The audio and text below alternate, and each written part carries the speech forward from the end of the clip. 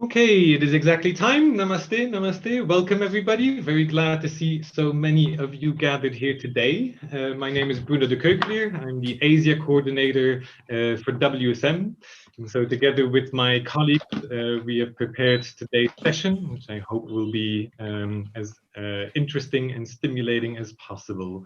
We are quite a number of people, not only from the participants from our partner organizations in Asia, but also external people from Belgium, from some of. Okay, it is exactly time. Namaste, namaste. Welcome, everybody. Very glad to see so many of you gathered here today.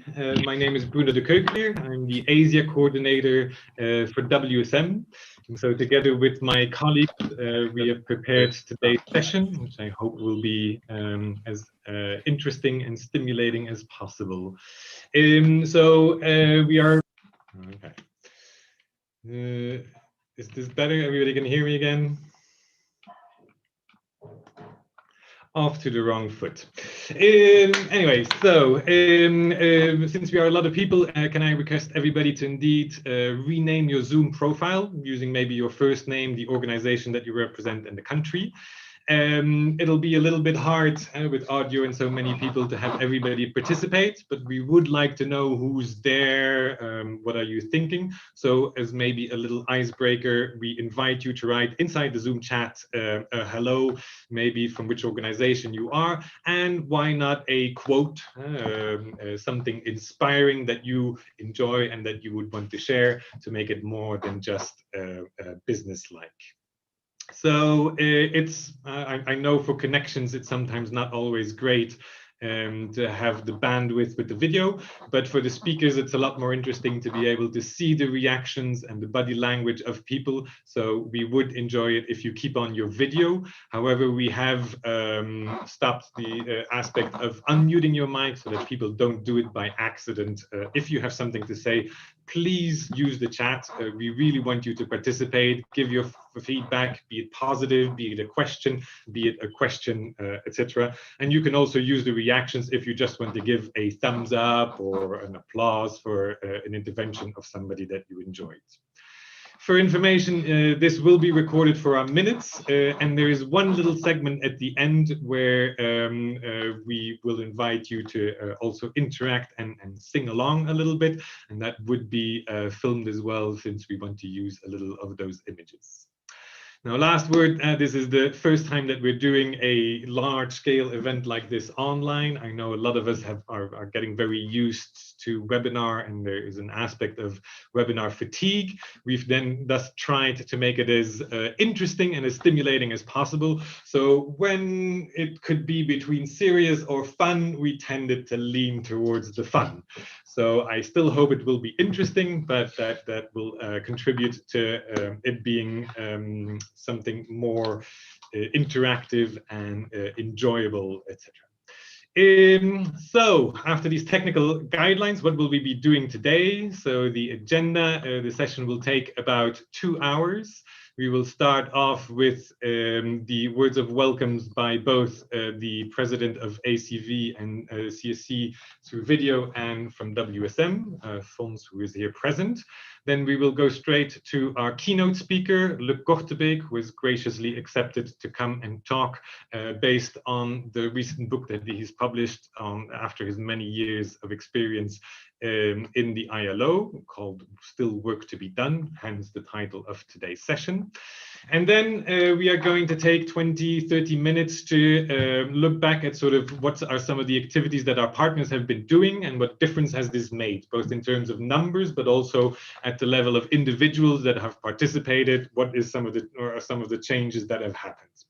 We'll look a little bit at how we're trying to avoid to still talk in terms of global south, global north, but rather that we are all facing same challenges.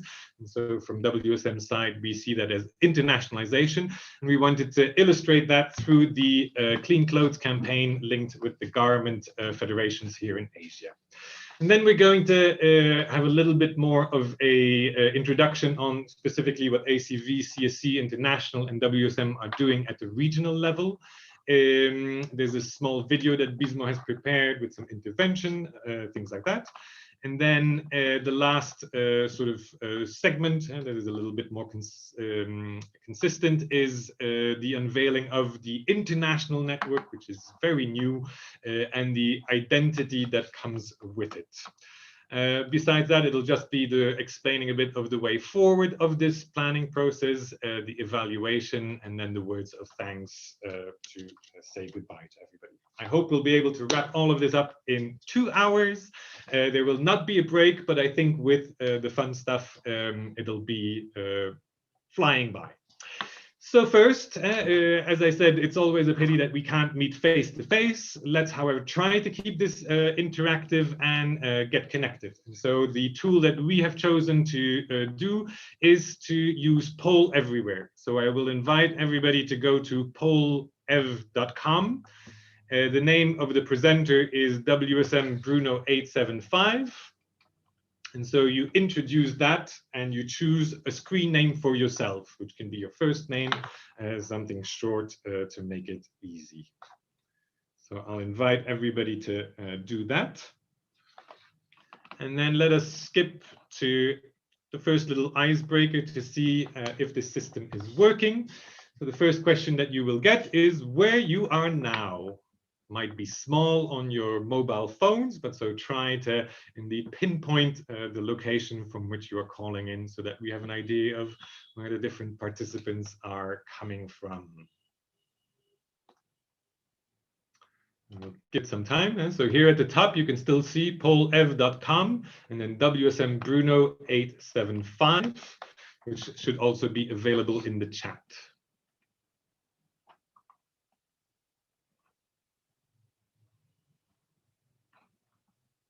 Okay, I'm seeing some people appear slowly.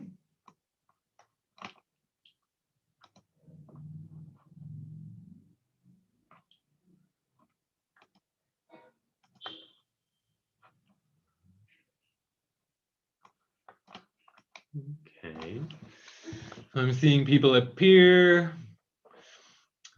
A lot of them in Belgium stacked together. It is a very densely populated country, but then also Southeast Asia, Indonesia, the Philippines are there, Nepal. Somebody's even all the way up north in Mongolia.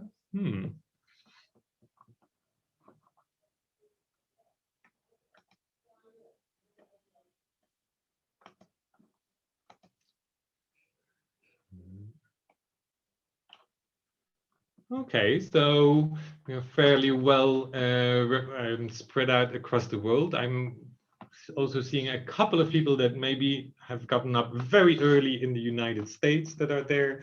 So welcome to you all. And so with that word, I will pass the floor to the official welcome, which will be provided, as I said. So this system of Poll Everywhere, we will continue using it during the session. So please just keep it open each time the questions will change. Let me now pass the floor for the words of welcome to the first president, the chair of WSM, Fons de Potter. So Fons, if I can ask you to please join us and deliver the words of welcome.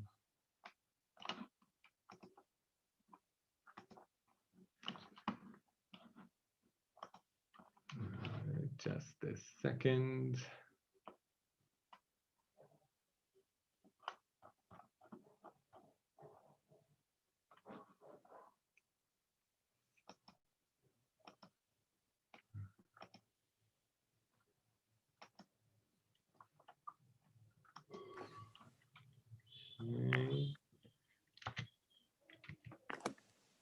Okay. There we are. Can you hear me, Bruno? Yes, please go ahead. Okay, thank you. Good morning, dear partners from Asia, and good morning to the participants of Belgium. I have to say good afternoon to the partners of Asia. Dear guests, dear friends, welcome to the Continental Seminar for our partners from Asia. Probably you would have preferred to meet each other in a different way, according to good traditions, but the corona pandemic decides otherwise. We will have to confine ourselves to this digital contact because we cannot do it together at this moment. Fortunately, computer science allows us to communicate and consult with each other. During this seminar, we will start from an evaluation of the current program. We can learn a lot from it, from our success, for what we went less well or what even failed, about what we will continue to do and about what we are going to do differently. This evaluation will give us new insights into the areas of action that we want to take into account for these coming years. Our continental seminars are high days in the operations of WSM, because this is where we draw the lines for our future operation. And our coordinator Bruno reassured me, a solid basis has been laid in Asia in recent years on which we can continue to build further. That basis is the action you have taken in search for decent work and better social protection, themes that are among the major challenges for today. During the current program, we have mainly focused on networking. If we join forces from social organizations, we will be stronger, and we will be able to weigh on policy. After all, today we are often seeing the opposite. Governments cutting back on social security, employees increasingly ending up in a spiral of precarious contracts, and more people ending up in poverty. And Corona reinforces this trend. With our social protection network, we want to fight this evolution. Our network leads us to a shared common vision around which we can build a joint strategy. With this strategy, we can join social forces to combat poverty, exploitation, and discrimination, to give everyone a chance to lead a dignified life in order to distribute the wealth of our planet fairly. A distribution in which the strongest shoulders bear the heaviest burden. And this strategy is bearing fruit. Congratulations on the many actions you have taken to achieve these objectives. The foundations are solid. They allow us to consolidate, strengthen, and innovate our operations for decent work, for accessible healthcare, with opportunities for development through education and training, for gender equality, for greater self-reliance, for greater investment in social welfare. We are ready to broaden our networks and thus our thematic approach and our political action in each country. We are convinced that the voice of civil society can be stronger through our networking as a recipe against the growing inequality, which is nevertheless strongly present in Asia. A recipe for the development of more and better systems of solidarity among those who have and those who do not have, among the young people and older generation, among those who have work and those who do not, among workers in the formal economy and those in the informal sector, among healthy and sick people in need of care, among men and women. In short, we want a society in which we take more care for each other. Further unification at national, continental, and global level must make our dream of greater equality possible. And third, incidentally, but now thematic approach is widely recognized in the social landscape. Decent work is a cornerstone for achieving sustainable development objectives. Decent work means a living wage for every employee, working in a healthy and safe environment, with respect for the social dialogue in which workers have a say. We are looking for an approach with even stronger cooperation between WSM and ACV International, but also with other actors in the Decent Work platform in Belgium, trade unions, mutual health organizations, NGOs and social organizations that work together for decent work. Dear friends, in February 2018, almost 3 years ago, I was your guest at a regional workshop on living wage and social protection.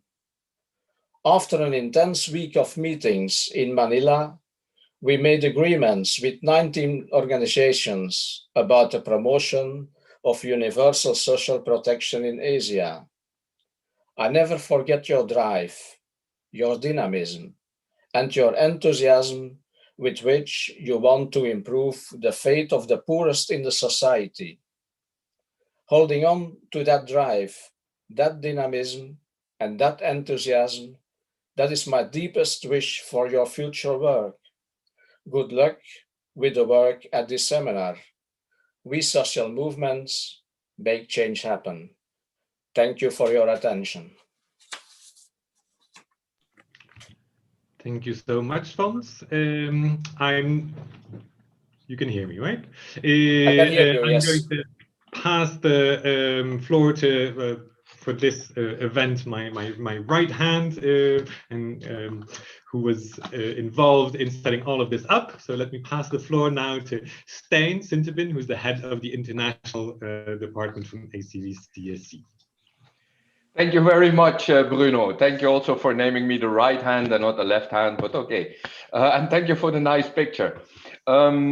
It's always very innovative working with you, and that's very pleasant. And I just have to introduce the next speaker, who excused himself due to a meeting of the National Board this morning, but he left a message on a video, a short welcome message also, from Mark Leemans, the president of ACV-CSC.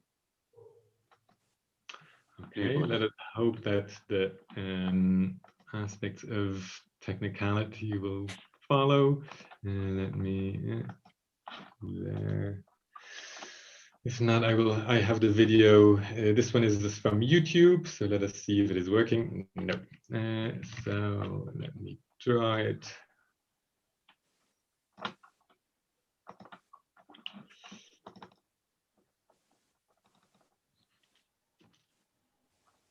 Chers amis, la pandémie rend toute rencontre physique impossible.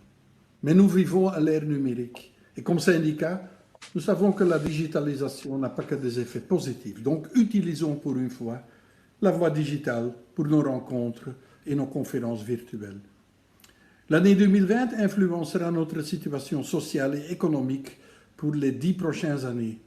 La pandémie a un impact sur nous tous et toutes, dans tous les pays, mais surtout sur les personnes et les travailleurs et travailleuses en situation précaire et fragile.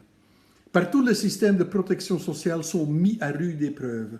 Des années de programmes d'austérité ont laissé des traces sur les systèmes de santé de nombreux pays.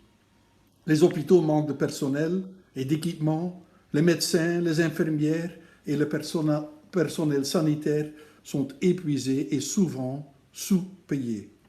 Les lois d'urgence et les mesures spéciales anti-Covid ont mis le focus sur des aspects économiques de notre vie quotidienne. Les mesures de confinement ont mis des pressions sur tant d'emplois de milliers de travailleurs et travailleuses. Des millions de personnes doivent ainsi faire face à une perte de revenus déjà trop faible pour pouvoir subvenir aux besoins de leur famille. Plusieurs gouvernements profitent de la situation pour limiter la liberté d'association, la liberté d'expression et le droit à la négociation collective. De nombreux employeurs ont licencié des dirigeants, des cadres, des militants, des membres de syndicats en toute impunité. Les violations des conventions 87 et 98 de l'OIT sont devenues nombreuses et les violations d'autres conventions fondamentales sont omniprésentes. L'espace dévolu aux organisations de la société civile s'est encore réduit davantage et restera sous pression supplémentaire. La pandémie a amplifié bon nombre de tendances et des problèmes signalés par les syndicats au cours du processus sur l'avenir du travail et à la suite la déclaration du centenaire de l'OIT en 2019. Il nous faut un système universel de protection sociale soutenu par des ressources financières et humaines décentes afin d'obtenir les services de qualité dont ont besoin les travailleurs et travailleuses ainsi que leurs familles. Il nous faut une meilleure protection des travailleurs et travailleuses sur le lieu de travail. Les conventions sur la santé et la sécurité au travail doivent être respectées en tant que convention fondamentale de l'OIT, aussi bien en tant que droits fondamentaux humains. Les entreprises doivent assumer la responsabilité de toutes les violations des droits qui se produisent au sein de leur chaîne d'approvisionnement. La législation sur la diligence raisonnable en matière de droits humains doit devenir universelle et contraignante. Les gouvernements doivent prendre au sérieux la lutte contre le changement climatique. Les gouvernements doivent ouvrir aux syndicats et aux organisations de la société civile la possibilité de contribuer à des processus de transition juste vers la création de sociétés durables et neutres en carbone. Pour tout cela, l'agenda 2030, avec les objectifs de développement durable, est notre feuille de route. Il consiste en un grand plan pour l'établissement de sociétés durables qui ne laissent personne pour compte. En tant qu'organisation de travailleurs et travailleuses, cette feuille de route représente une énorme opportunité, car l'objectif de développement durable numéro 8, sur le travail décent et la croissance économique, est au centre des objectifs. De plus, afin de contribuer significativement à la réalisation de cet objectif de développement durable 8, nous pouvons et devons réclamer à nos gouvernements des droits, des résultats et des règles. Chers collègues, il est clair que nous sommes confrontés à de nombreux défis et plus que jamais il est nécessaire d'unir nos forces et de bien collaborer pour trouver des solutions aux problèmes de nos membres et de leurs familles. Ce séminaire continental est le début d'un processus de définition de notre future coopération. Il permettra de définir les grandes lignes des actions communes à développer au niveau international, régional et national. Au nom de la CSC, au nom de l'ACV, je vous souhaite beaucoup de succès, des échanges fructueux et l'élaboration d'un bon nouveau programme qui sera introduit auprès de notre administration publique, la DGD belge, durant l'été 2021. Un programme qui permettra de poursuivre notre coopération de 2022 à 2026. J'espère pouvoir vous revoir bientôt en personne. En attendant, prenez bien soin de vous et de vos familles. Te veo pronto, see you soon et à bientôt.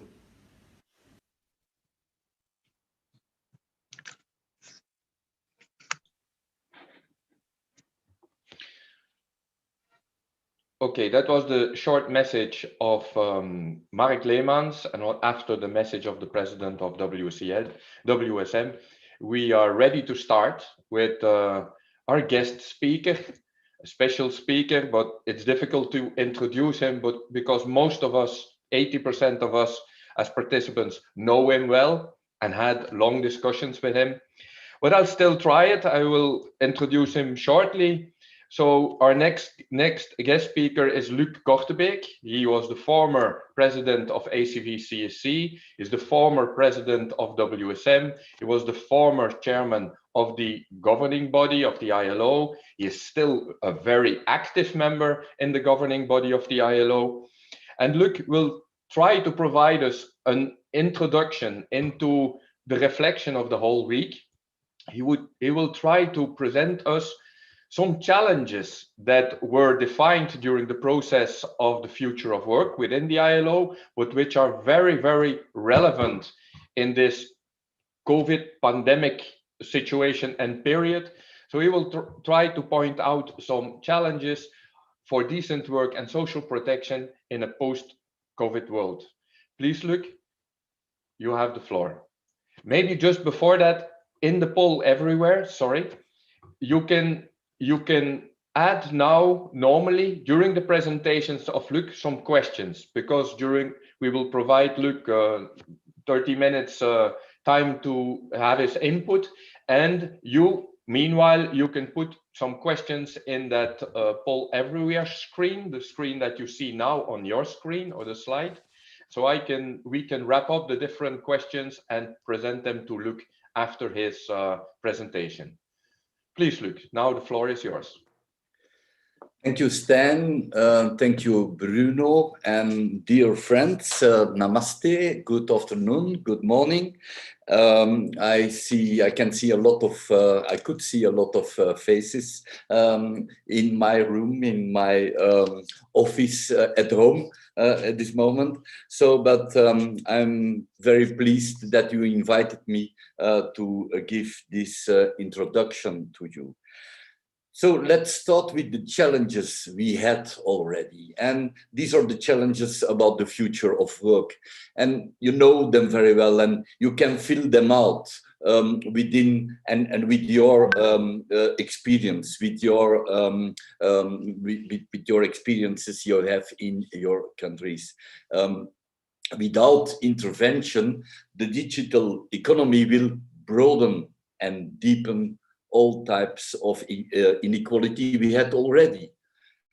You know very well the platform economy, and this can create the working conditions as we had them in the 19th century. The Paris climate agenda could lead to jobs cut worldwide, but at the same time, it could create many more new jobs. And by 2050, the working age population will decline in all the continents, except in Africa. And this will be a challenge, of course, for the social protection, because social protection needs to be paid, and you need working people to pay for the others. So this is one of the challenges for the future. So the new challenges can exacerbate the existing challenges. And we knew already that we need 344 million more jobs by 2030. And we know that we have 2 billion workers, 2 billion of the 3.3 billion workers in the world, people which are working in the informal economy. Poverty at work and inequality, 300 million workers are in extreme poverty, and wages do not take productivity growth into account. And this will be shown very clearly also today, because today the ILO Director General Guy Ryder will launch the wage report, and the wage report will show the inequality we had already, but also the inequality that became more important with this COVID-19 crisis. So the richest 1% captured 27% of the global income growth, if we are counting from 1980 to 2016, while the poorest 50% had only 12%. And only 29% of the world's population enjoys full social protection. 55% do not enjoy any form of social protection. I think this is clear, and it's for that the objectives of your program, they are really, really very important. Societies are increasingly unequal. Women earn 20% less than men. You know the problem of modern slavery. I mean, we know them at this moment everywhere in the world, and it's growing, the modern slavery. The excessive hours, 1/3 of the workers work more, and a lot more than 48 hours per week. If we will compare the situation of COVID-19, but we have to look also to the situation of workers every year. The occupational accidents and occupational diseases. 2.8 million people die every year. 2.8 million people are dying every year after an accident and an occupational disease in their work. There's the digital divide. Almost 50% of households do not have access to the internet. Sorry, yeah.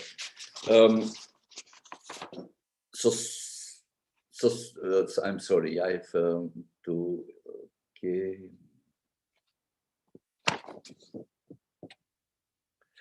And this is, of course, not the first time that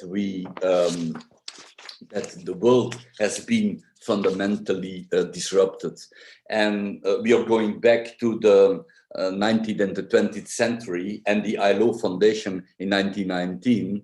And in fact, if we are comparing and looking to the history and studying the history, then we can tell that the ILO Foundation is the most ambitious social contract in history until now. We cannot be blind for results. There were results and there are results. Some national social contracts, we have them in our labor legislation and social protection. It can be weak, but we have some. There is social dialogue, less or more, in the different situations of your countries. Child labor has fallen sharply, but there is a problem of child labor also at this moment. We have the rising wages and incomes, and they have pulled millions of people out of poverty of work.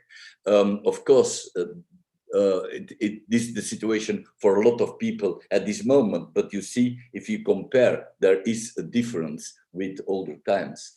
There's a huge number of women that entered at the labor market.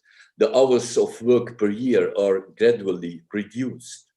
Social protection, at least there are some basic systems. Unions and employees organizations have more and more space. Different also if we compare the different countries. Social justice, full employment and decent work are part, and that's important, of the United Nations Agenda 2030. And the two presidents who spoke already about the Sustainable Development Goals and the importance of it.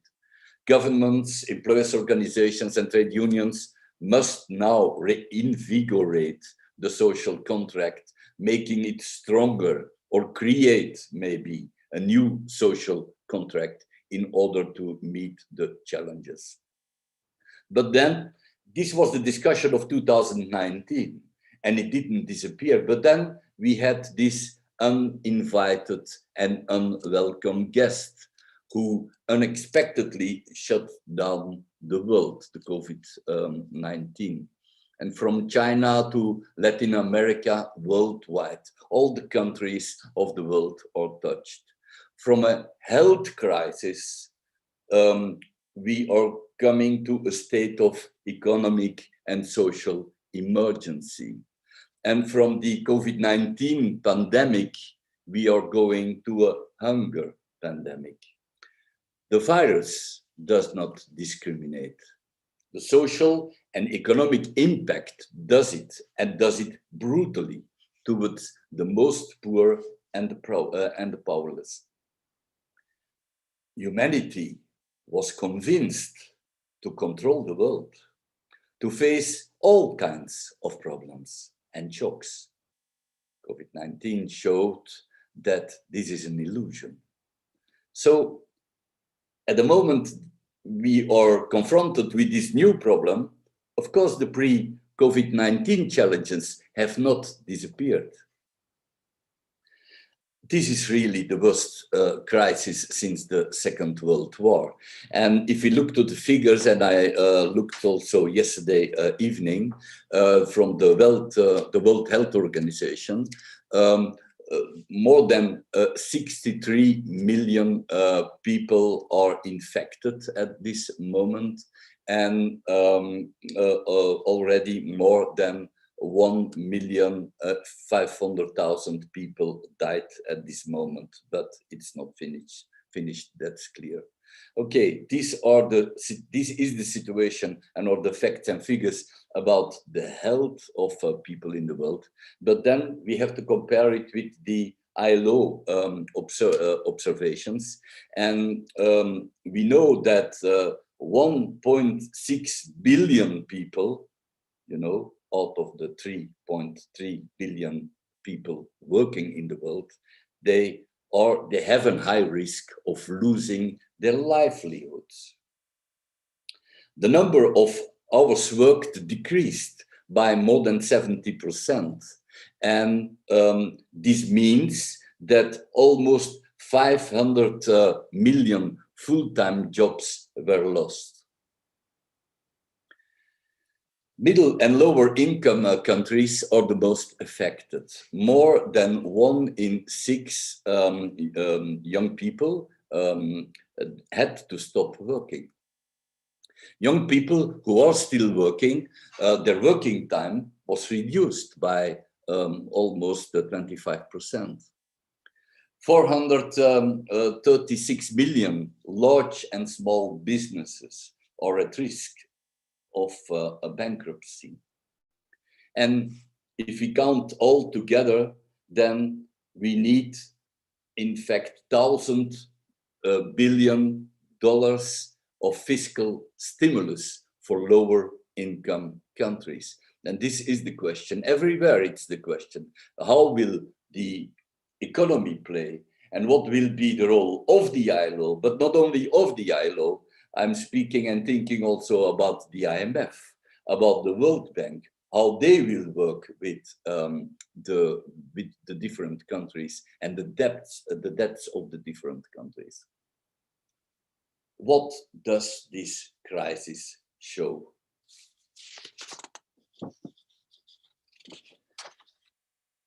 It shows that health and solidarity are essential values. That the disinvestment in healthcare everywhere in the world and in social security, that this affects the more vulnerable people, even more in the event of a major crisis as we have it now. Atypical or non-standard forms of work promoted by a lot of business models, they leave unprotected people behind. And this is a situation in all countries of the world. The economy should serve people, not the other way around. That's what we are telling with ACV-CSC International, with WSM already for a lot of years. The market must focus on the needs of humanity. Vaccines, for example, healthy foods, and so on. Governments, public sectors were pushed a lot of years, a lot of decades into the margins by the economic power. And now they are forced to save businesses, even if these businesses, these companies, did not pay their taxes, and they know that they pay their shareholders a lot much better than workers. We know now what the importance is of the role of the public sector, what the importance is of the role of social dialogue. And we have also to think about the world, about the planet, and the lot of warnings we had about climate, but also about the collapse of biodiversity must be taken very, very seriously. There is one plus. We learned to communicate as we are doing now in a different way. It's not the ideal way, but anyway, we have the possibility to do it. Even if and with all the webinars I can see also that it's for some countries, for some union people, very difficult because they have not sufficient internet connection and so on. So what did the ILO within this crisis period until now? The ILO promoted 4 strategic lines. And the first one is boosting the economy and jobs. Economy for jobs. And of course, the policies, the fiscal and monetary policies are important to safeguard business, but also the jobs. Financial support is needed for the most needed sectors, in the first place, health and care. A second line is that we have to support jobs and incomes. Extending social protection to all is fundamental. Access to healthcare for all is fundamental. And extend forms of paid absence at work in periods as these. And a lot of measures. We need measures to maintain employment. And it is possible if the world wants it. 3, we have to protect workers at work. We have to make, and a lot of unions did really very good work, and also in social dialogue, I've seen some good work that unions are negotiating occupation safety and health measures so that people can come back to work in a safe situation. We have to adapt the working arrangements because we have a lot of telework in the world now. And of course, this requests other arrangements, and they have to be negotiated. So it is really necessary that the world and the different countries rely on social dialogue to find solution, building capacity. And so for this, we have to build the capacity for trade unions, trade union people, employees organizations and governments to guide them towards this ideas of social negotiation, collective bargaining, social dialogue. I do not like at all this new normal idea after the COVID-19. I like more the new social contract because we need, in fact, a new social contract. And there will be a difference, as you know, between the world before and post-corona. But COVID-19 didn't remove the challenges that already existed, and you know them all. Globalization and deglobalization. Deglobalization is a problem too, because in a lot of your countries, okay, you do not, it was not very good, not good paid work, of course. But at this moment, a lot of our companies of the North, they are coming back and producing automatically with all the new means they have, a lot of things here. So this is one of the challenges. Globalization, but also deglobalization can be one of the problems. We know the ecological and the climate transition, inequality, demography and migration. We know the problems, and automation and digitization, the non-standard forms of work, the platform economy, and the new business models. All these challenges are interconnected, and COVID-19 strengthened them. So let's look to the Centenary Declaration. Also, Mark Leemans spoke already about this. Let's look to the Centenary Declaration on the future of work. And what we are telling or what we want to tell is, in fact, that this declaration is ready for the post-corona time. And that's what I want to prove in the last part of my book too.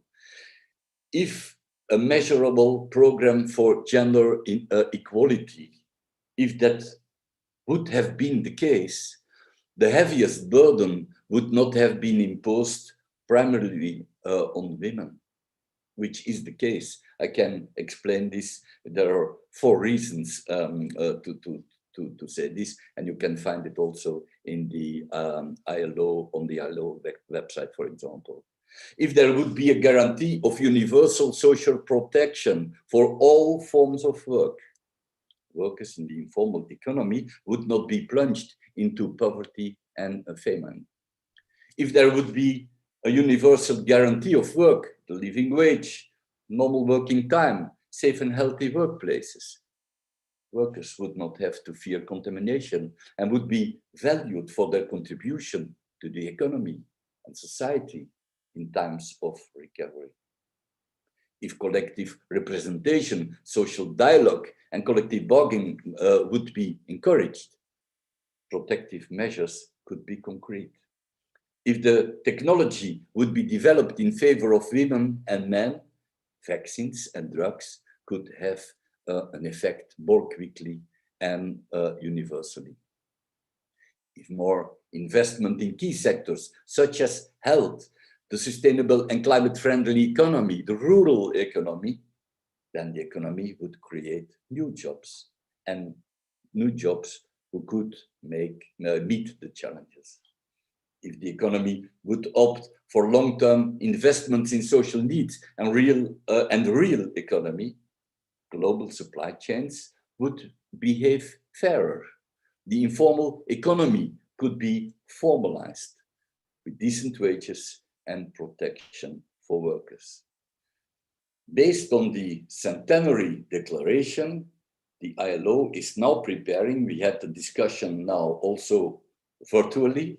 Last week, we had the governing body of the ILO, and the ILO is preparing for an initiative after COVID-19, and this will be discussed in March, in the governing body of March of the ILO, virtually, probably virtually. And then the question is, which kind of conference will we have in June? But anyway, this will be one of the points of the very important issues. And also the ITUC asked me to work with this to go in the direction. How can we translate the declaration towards what we need now in the after, let's hope, the after COVID-19 times.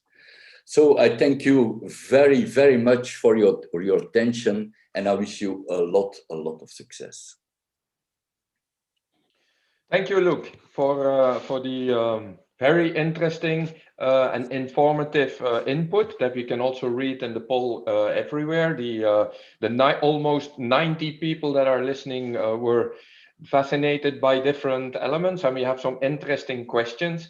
The first question that came into, I will keep it for the last because that's a nice surprise that we all want to know.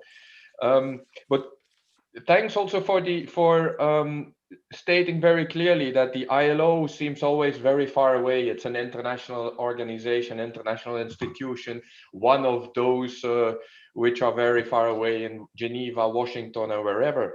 But do you input, you are really providing elements to say that ILO is still very relevant, and ILO is something in which that we as workers' organizations can work.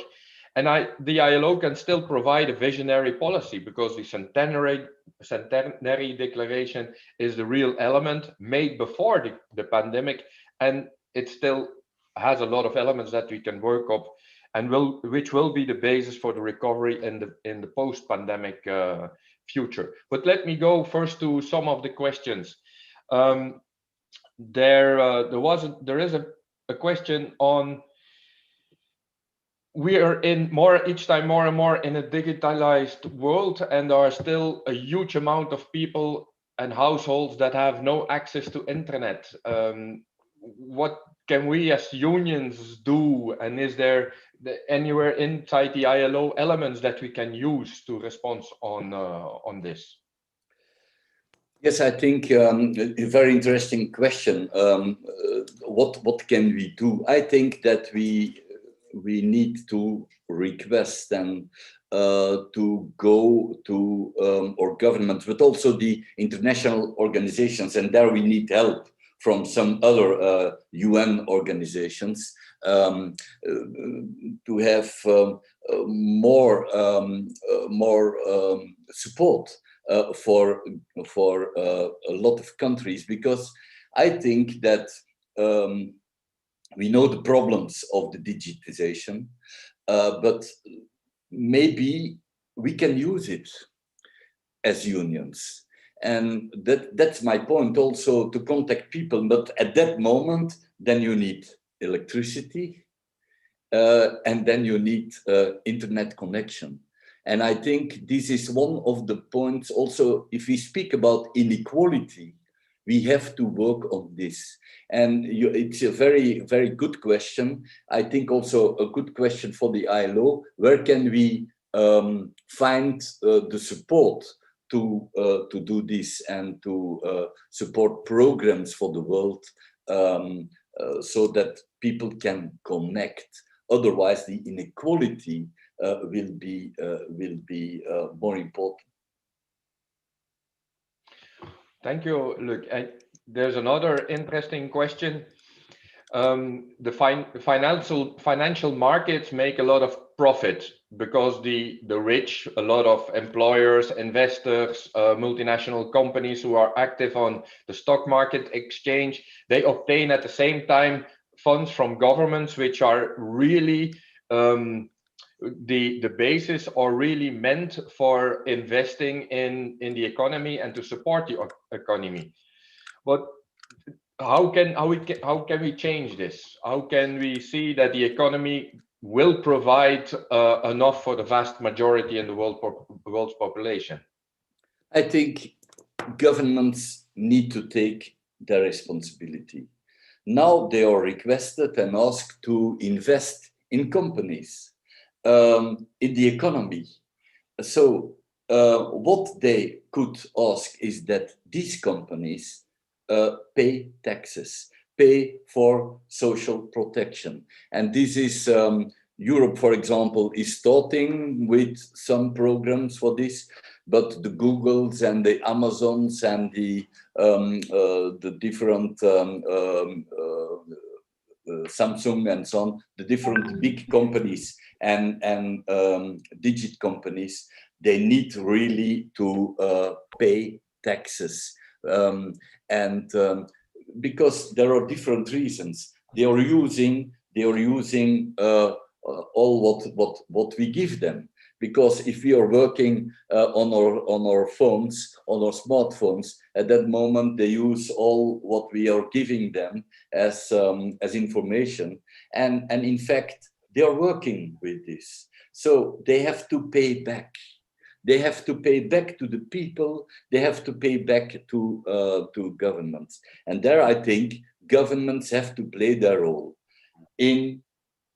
Of course, we are in Europe here. European Union have, and I do not tell this only for the European Union. I think that the European Union has to go forward in this for the world.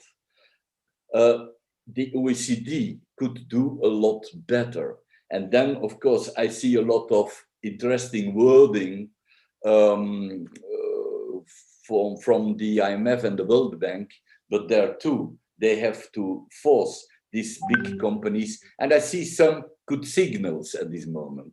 I see it's not only unions are telling this or going for this message at this moment. I think more and some companies, serious companies, are doing it too. So I hope that the world can learn from this crisis, and that if all these companies would pay what they have to pay to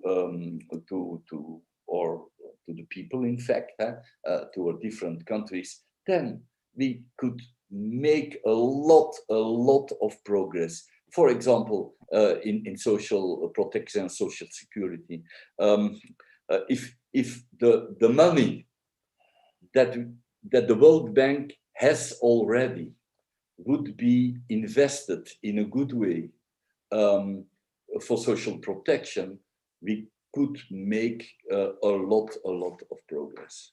And I see some voices also from these organizations going in this direction, but we have to push this more and more. But I see some openings and chances for it.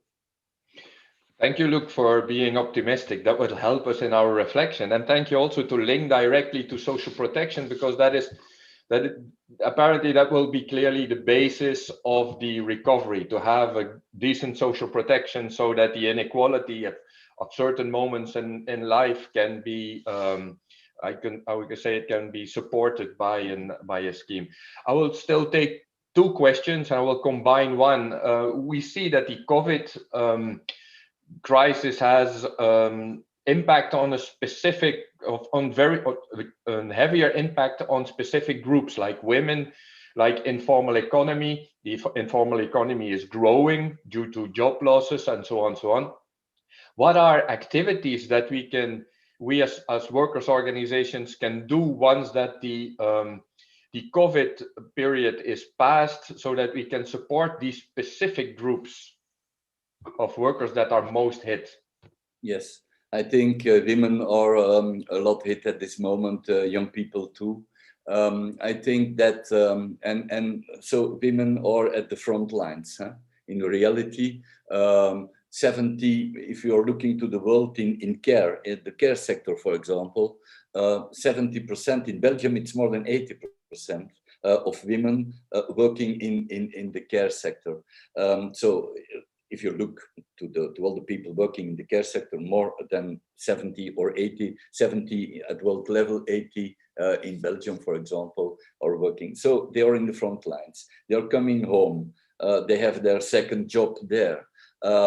They are less protected in general, less social protection. Their wages are lower. So it's very clear that we need, and that's what we told also in the with the commission, the Global Commission on the Future of Work, that for this you need measured you need measured rules and a follow-up of these measured rules. This is important for women in the world. So I think that we can do a lot.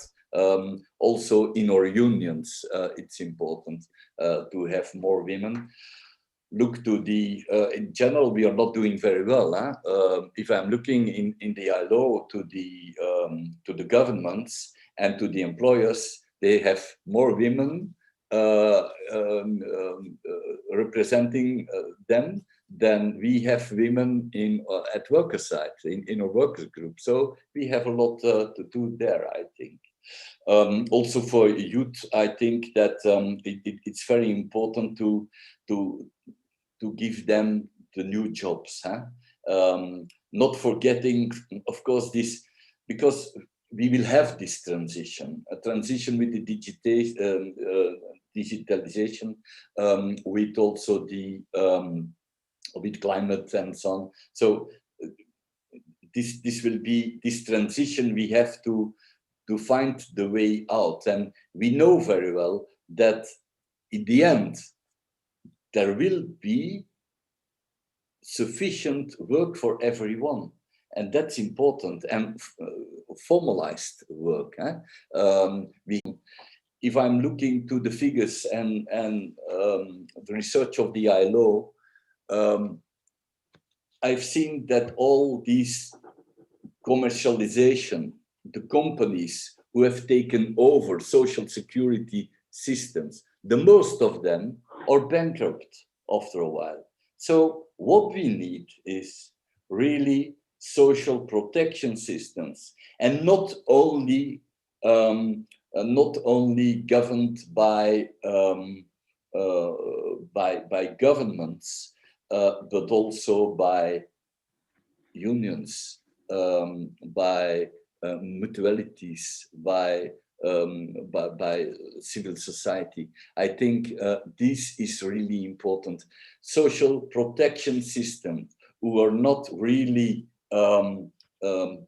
really supported by a lot more people than people in politics. If you have a change in politics, it changes all. So it's very important to have them all. And that's one of the things that I have to repeat a lot of times, also in the ILO, that it's not only working with the World Bank and some governments that you can find solutions. It's very clear that you all, need and have to play a role in this for the realization of a good social protection, sustainable social protection system.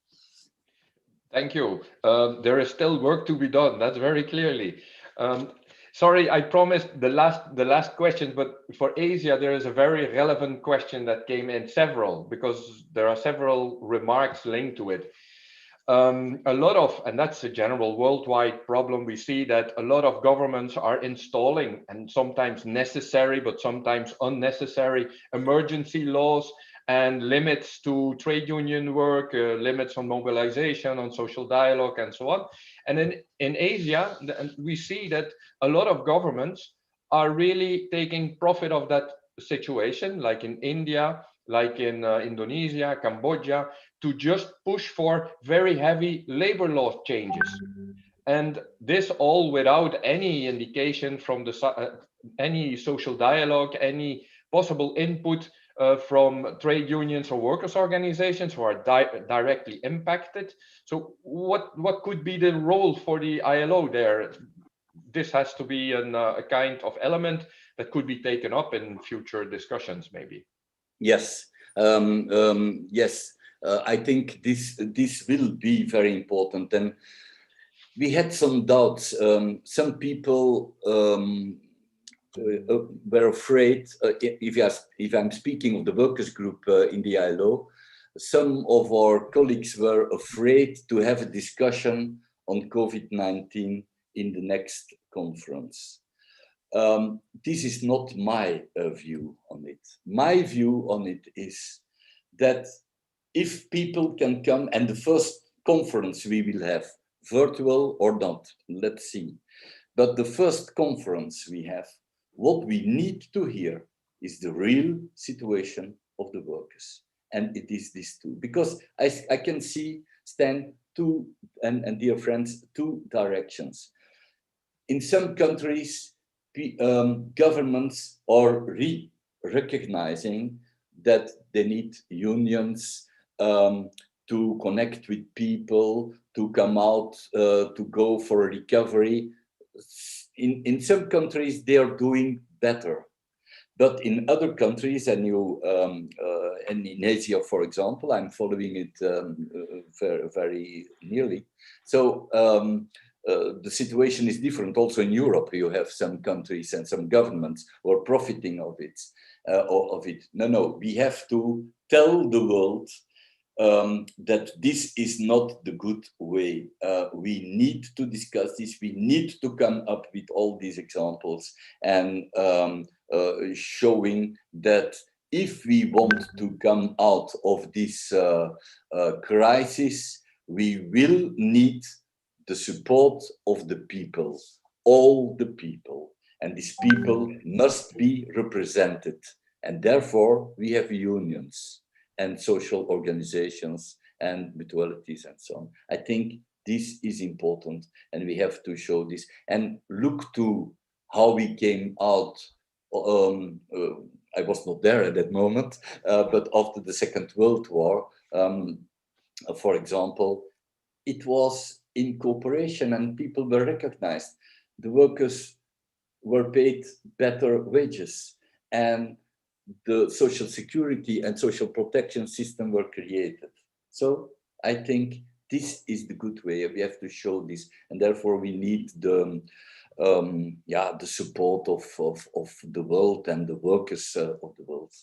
And there the ILO can and needs to play a role, but the workers have to push and play their role. Yeah. So, okay, I'll come to the last question because I know you have a meeting where you have to go to. In meantime, people are putting the one word that they will remember from your excellent presentation in a word cloud. So that's interesting to follow. And I would also, in line with your last words, the action of the workers, I would like to congratulate all the Indian colleagues which are here in the meeting for the brilliant organization of this counterforce. On the 26th of November, there was the national strike, National Day of Manifestation against the labor laws, and 250 million workers, farmers, small independent workers from informal economy participated. It was a huge success, and actions are still going on. So now the last question, and maybe a very interesting question, the first that came in, is what is the best kept secret of the ILO after this 101 year almost? I think the best kept, okay, good question. I have to think about this. But let me tell this. I think that the ILO it would be impossible. I will start in another way. It would be impossible to create the ILO at this moment. But we have it.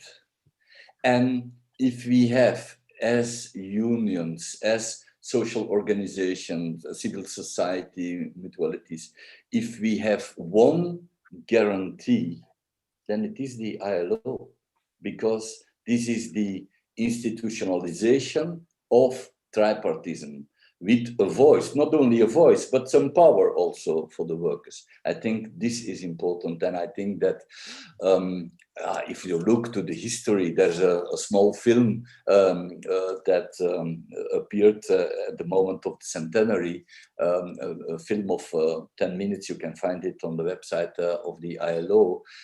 In fact, if you're looking back, then I think that the unions and the workers group played a very important role in this history.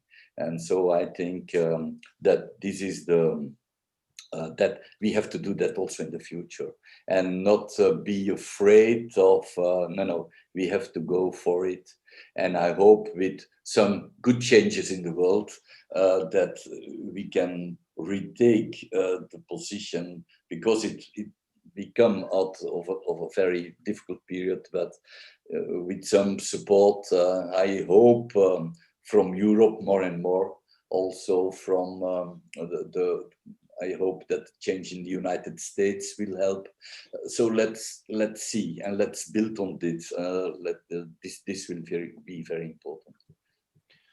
Okay, thank you very much, Luc. I will applaud alone, but I'm sure that should be like now with 93 times harder and louder. So many thanks. You always support us in our work in the ILO and other institutions, and we hope that you are still very successful in the ILO for the next coming months, and that we can still count on some steps towards the new world or the new contract that we want to have. Thanks a lot, Luc, and see you soon. So now from Belgium, I would like to get back into Nepal and into Asia, and I hand over the floor back to Bruno. Please, Bruno. Okay, thank you, Stijn. Thank you so much, Luc. I also wanted to highlight how Luc has been very involved also with some of the issues that we were working on, the ILO Convention 189 for domestic workers with Sister Jeanne de Vos, who I think is also present during this meeting, and getting that the involvement of the partners with regards to that, but also everything that had to do with his high-level mission to Qatar and the Nepali migrant workers that were going there, and the abolishment, which is one of the successes also mentioned in his book, of some work that has been achieved in Qatar. So thank you so much, Luc. I know that you have other obligations. Yeah. So there'll be a thank you at the end, but thanks so much. Bruno, if I can add something, because about the book, it is possible to have it, it's not ideal, I know it very well, but it is possible to have it in a digital version. So it's, people do not have to pay for it. And of course, the real book is okay, then then you need to have something in your hands. But in these times, the digital format could help maybe. Well, you are providing me with a perfect transition to the next segment, because there are many secrets in the ILO that you also divulge in your book. But there is a way of getting this book. It was indeed a question that was coming from a lot of our participants. But so to do so, you are going to have to be able to answer certain questions correctly. And so we will go to the next segment of our presentation, which is about what is the kind of difference, by Luc again, that the past years have made. And so we will be doing a small quiz with 5 questions, and whoever gets the most questions correctly will win the book of Luc Cortebeeck. So I know it means that you will have to answer all 5 of them correctly. But as I said, we will share in the chat the link to the book that can be downloaded in electronic version. However, if you get the special hard copy, we can maybe even ask Luc to autograph it for you. So there, this aspect is more, we've talked about a little bit the challenges in the world with COVID, things that are happening there. This is a little bit more about what do our partners do in Asia. Some of us know it a little bit less. And so we've tried to make it as concrete and as accessible as possible. So we'll be asking 5 questions. 3 of them have to do with everything that is done by the WSM partners in Asia, and the services that they do with regards to the decent work agenda and the right to social protection. And then 2 questions have been done and will be asked by my colleague Maria from ACV-CSC International. So let me start with the first one, and for that one I would pass the floor as well to Sister Valor from India, from the National Domestic Workers Movement. If you can unmute yourself and maybe explain a little bit what this testimony is about.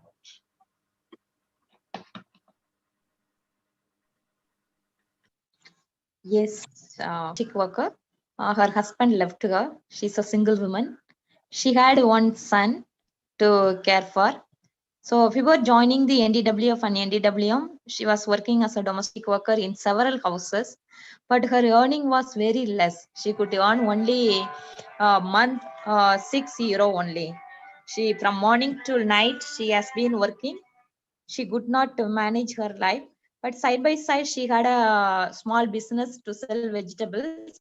But when she had the opportunity to participate in the skill development training of the NDWF and other capacity building trainings, she had participated cooking, which helped her to build up her personality development and her strength to raise voice again for her rights.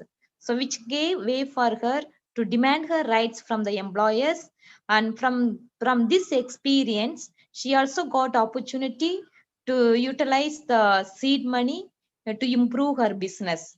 This both opportunity, like skill building training and seed money opportunity, helped her as a person to value her self-worth, to give the build the confidence in her that she could work from morning till evening 5 houses, and she could get better wage this time. After having the training, she asked her employer to pay more wage. So now monthly 10,000 rupees she earns, and side by side she also carry out the business with the seed money she received. So now she started saving the money from the earnings what she is receiving. Her biggest dream is to build a house for her and for her son, where she can find at home in her own house. So she has a dream to build a house. Her life has been changed, and she there is a success story that through this intervention, how she has changed her life. Thank you, Sister Valor. This is indeed, I don't know if we can call it a success story. It is definitely an improvement, but it is not exceptional. This has to do with everything of creating better jobs, the two elements. She is equipped to negotiate better and to get a better salary. And on the other hand, she learns new skills so that she can obtain another job to complement her income. And so this is one very run-of-the-mill, which shows the work that is being done. But so it is one story among many. My question to you now is, again, through poll everywhere. Okay.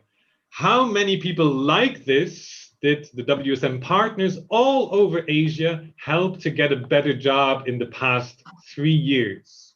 How many Jacintas are there in Asia? First possibility, do you think that that is 6,000 people? Second possibility, 60,000 people? Third possibility, 600,000 people? Or do you think that it is 6 million people that would have gotten a better job? So either they have improved their income or they have gotten better vocational skills so that they can find a job. Let's have an idea of to which extent, what is this sort of like size that we are working on? And so I will give you a little bit of time to answer this question. I see that several people think that we are reaching over 6 million people. It's going up, going down, not sure. Of course, for our partners, it is a little bit easier to have an idea. So, okay, we said that 60,000 people think, most of the participants think that 60,000 people have really improved their jobs. Let's have a look at the correct answer. The correct answer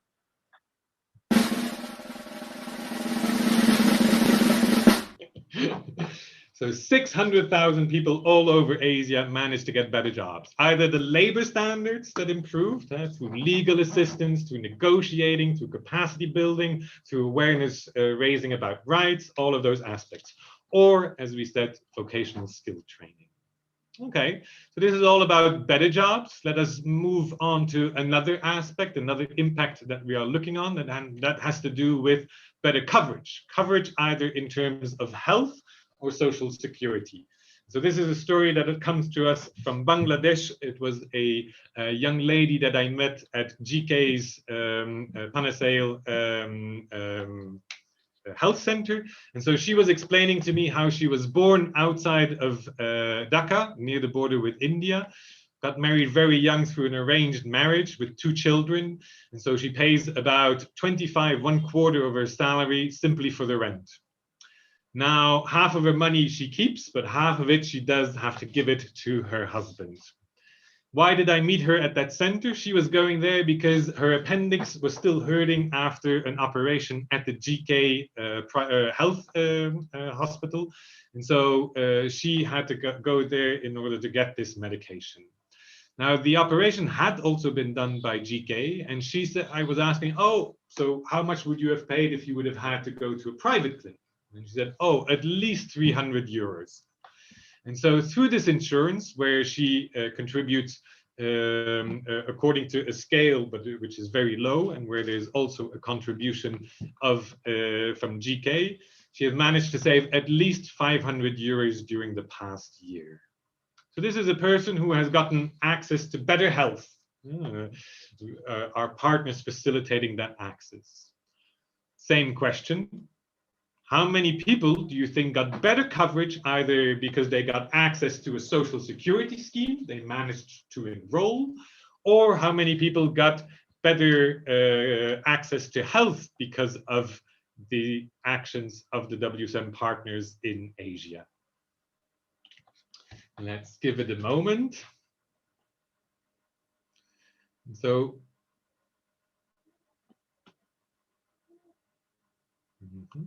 nobody thinks that there are 5,000 people. We are already getting a lot more ambitious. Okay, so 50,000 seems to still be 5 million. Okay. I will not keep you in suspense much longer. The correct answer is nearly 500,000 people. 300,000 people got better access to health, while 200,000 people were enrolled in certain social security schemes. And as I said, the special sound effect, as long as I keep you awake, I'm doing it. I'm not afraid of it.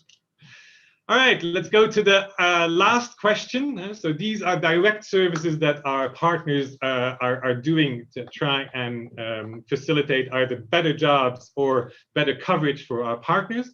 The last one is giving them better rights. And so there, our partners advocate separately or jointly to get better legislation. Oh, no, before we skip to that, I will give another example that has to do, and that is the transition to that advocacy, where I will ask somebody from the Alliance of Health Workers to explain another way of working on the access to health in the Philippines. So, but here I think they will have to flag themselves because I do not know who it is from Alliance of Health Workers. Can you raise your hand in the video? Okay. I'm very sorry, but I do not see anybody, hence I will present it myself. So this is where the Alliance of Health Workers, which is a federation of nurses and health workers, fight against privatization. And so that is on the one hand to ensure job security and better jobs for the nurses, but has a direct impact because if these public health institutions remain, then it also means that people have a better access to health. And so one of the examples is a very important hospital in Manila that we visited, the Fabella hospital. But so they also advocated for a legislation that would stop the privatization. Unfortunately, it passed one of the chambers, but not the second one in the Senate. And so these efforts are ongoing. But this is indeed my segue into the second part. How many legislations do you think that when our partners were lobbying for were actually passed? And what is the estimated amount of people that would then get better rights? Not saying that these rights would be applied. This aspect of impact is more about the successful lobbying, advocacy from our partners, rather than the actual changes in the situation of the lives of the people, of the members. So in all of the 6 countries where we work, Bangladesh, Cambodia, Indonesia, Philippines, Nepal, India, how many legislations in the past 3 years were passed that would have granted rights to specific groups in those countries? Okay, so the majority seems to be thinking about 10 legislations for 200 million people. A lot of people. Of course, we're talking about Asia, so it is quite the segment. Let us have a look at the last reply for the WSM questions before I will turn it over to Maria from IIWE or ACV-CSC International. And so, of course, there is, again, a sound effect. Wait for it.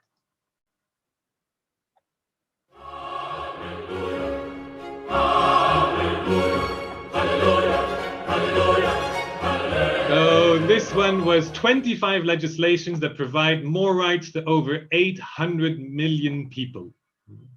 This is a testimony to the work that is being done by our partners. And I will give the example here in Nepal about the Social Security Act, where in 2017, finally, after over 20 years of lobbying from the trade unions, where they had to struggle across changing political parties into government, negotiations with the employers. Finally, the first Universal Contributory Social Security Act was passed with 4 schemes, contributions that were determined for the workers and for the employers, with the government managing it. And also 3 years ago, they then declared the 27th of November, the Nepal National Social Security Day. So there's been quite a busy week. There were the activities in India of the protest, the 26th. The day afterwards was this day in Nepal. And so it's been very busy. But so this legislation gives mixed results. There are currently about 13,000 employers and almost 200,000 contributors that are affiliated. But this still does not cover a lot of the workers from the informal and the self-employed. And so that remains a challenge which our trade union partners were advocating and highlighting during the last celebrations here as well. I will also say for the future that WSM is involved both with ITUC-NAC, the umbrella organizations of the 3 trade unions, and the Social Protection Civil Society Network.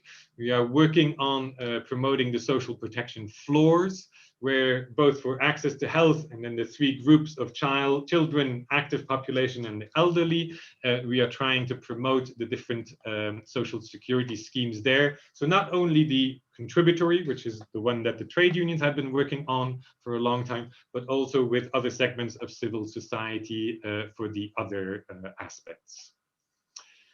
Okay, I will close off here for everything that has to do with WSM. So we talked about better jobs, about better coverage, and about better rights.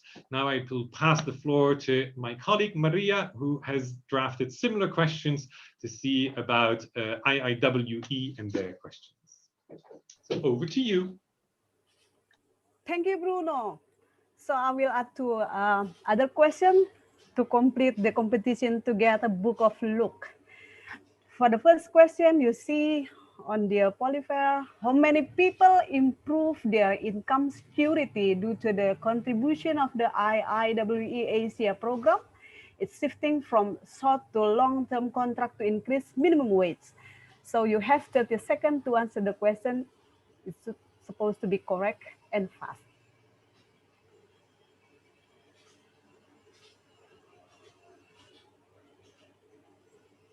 Okay.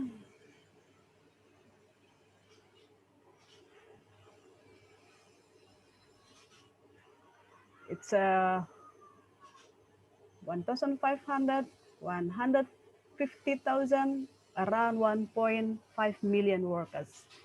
And the time is over. Let's see the answer. Yep, it's without the music, Bruno. Okay. The answer is 1.5 million workers improve their income security due to the work of the IIWE partners in Asia. So it's actually only in 2 countries. We expect to be expanded later on. It's mainly from the brand of the garment workers, plantation, Wilmar, the biggest plantation in South Asia, and also mining, and also some in cement industry in Cambodia and Indonesia. Yep. Let's go to the second question. The last one. Yeah, here it is. How many new CBAs were signed in Cambodia and Indonesia in the frame of the IIWE program since 2017? So here is 4 options to be answered by all of you for 30 minutes, 30 seconds. 2 CBAs, 23 CBAs, 232 CBAs, 2,345 CBAs.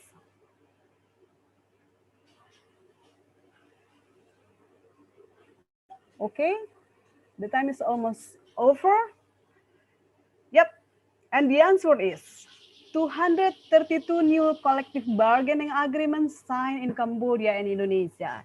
There is example from that's not in the list. Okay, the CBA is from different from the 12 multinational companies and 17 from the supply chains and more than 200 from domestic companies.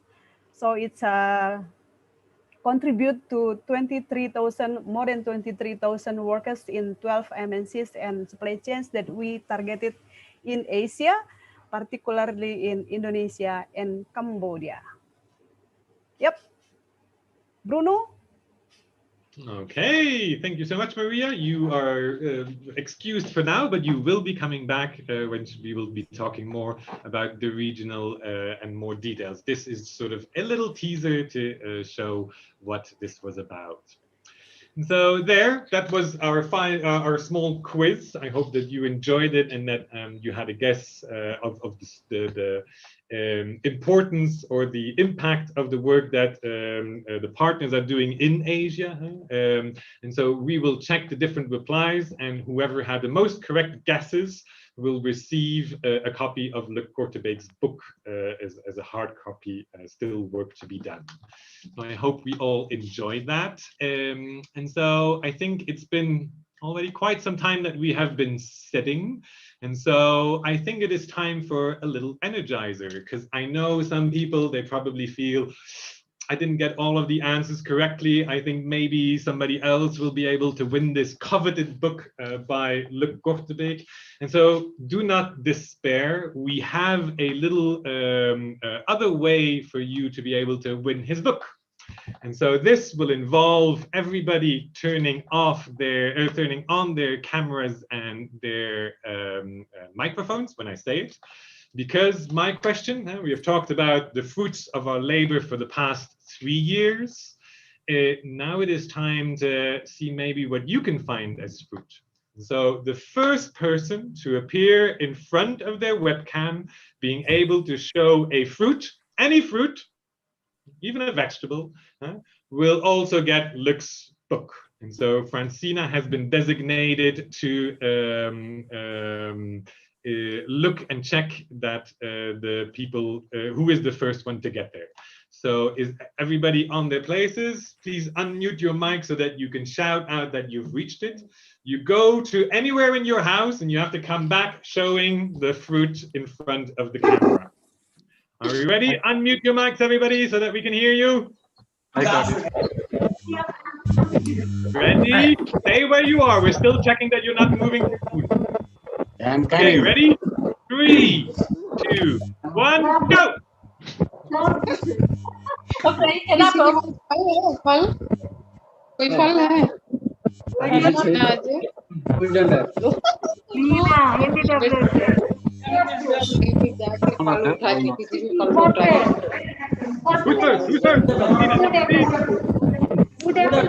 Apple.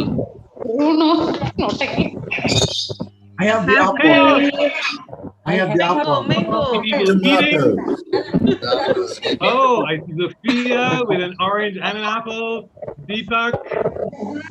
You didn't find anything. This is also to see who is living healthy, who has fruit around, who does not. I have 5. Nice one. Okay, Francina, do we have a clear winner? Yeah. I have some here.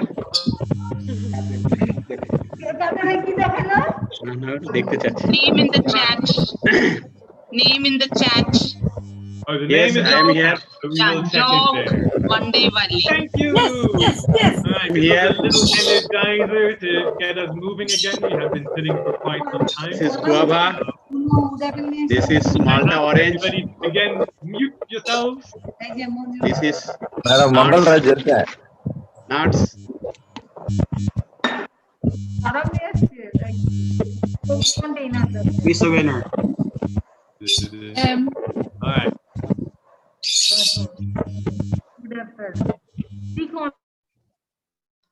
Okay. All right, thank you. I hope that was fun and that we got our blood circulating a little bit again. Time to continue because we do not want to keep you too long, but we are nearing the end. I will now pass the floor to Sarah Kirstermans from the Clean Clothes campaign. So previously there was a lot of talk about South, North. Now we feel, as I explained in the introduction, that it is more about having the same struggle and the same challenges that are faced by workers, be it platform workers, be it exploitation, etc. And so it is important to unify our efforts. And one of the examples that we can highlight there that sort of illustrates this is the Clean Clothes campaign working with the Asian garments. So Sarah, over to you. Yes, thank you, Bruno, and good morning and good afternoon, everyone. So we chose the campaign WSM has run in 2017-2018 together with many other organizations, some of which are present also today at this opening session. And so the question when we are talking about internationalization is, of course, what is connecting us? Because we are saying we are connected, but what is connecting us? And so this is not anymore about South versus North or the North supporting the struggles of the South. No, it's looking at what do we have in common? What is our common struggle? What are common challenges, and what is connecting us? So it's looking as an organization at structural changes rather than just solutions, short-term solutions. And by that also changing how your organization is working. So structural changes are also internally in your organization.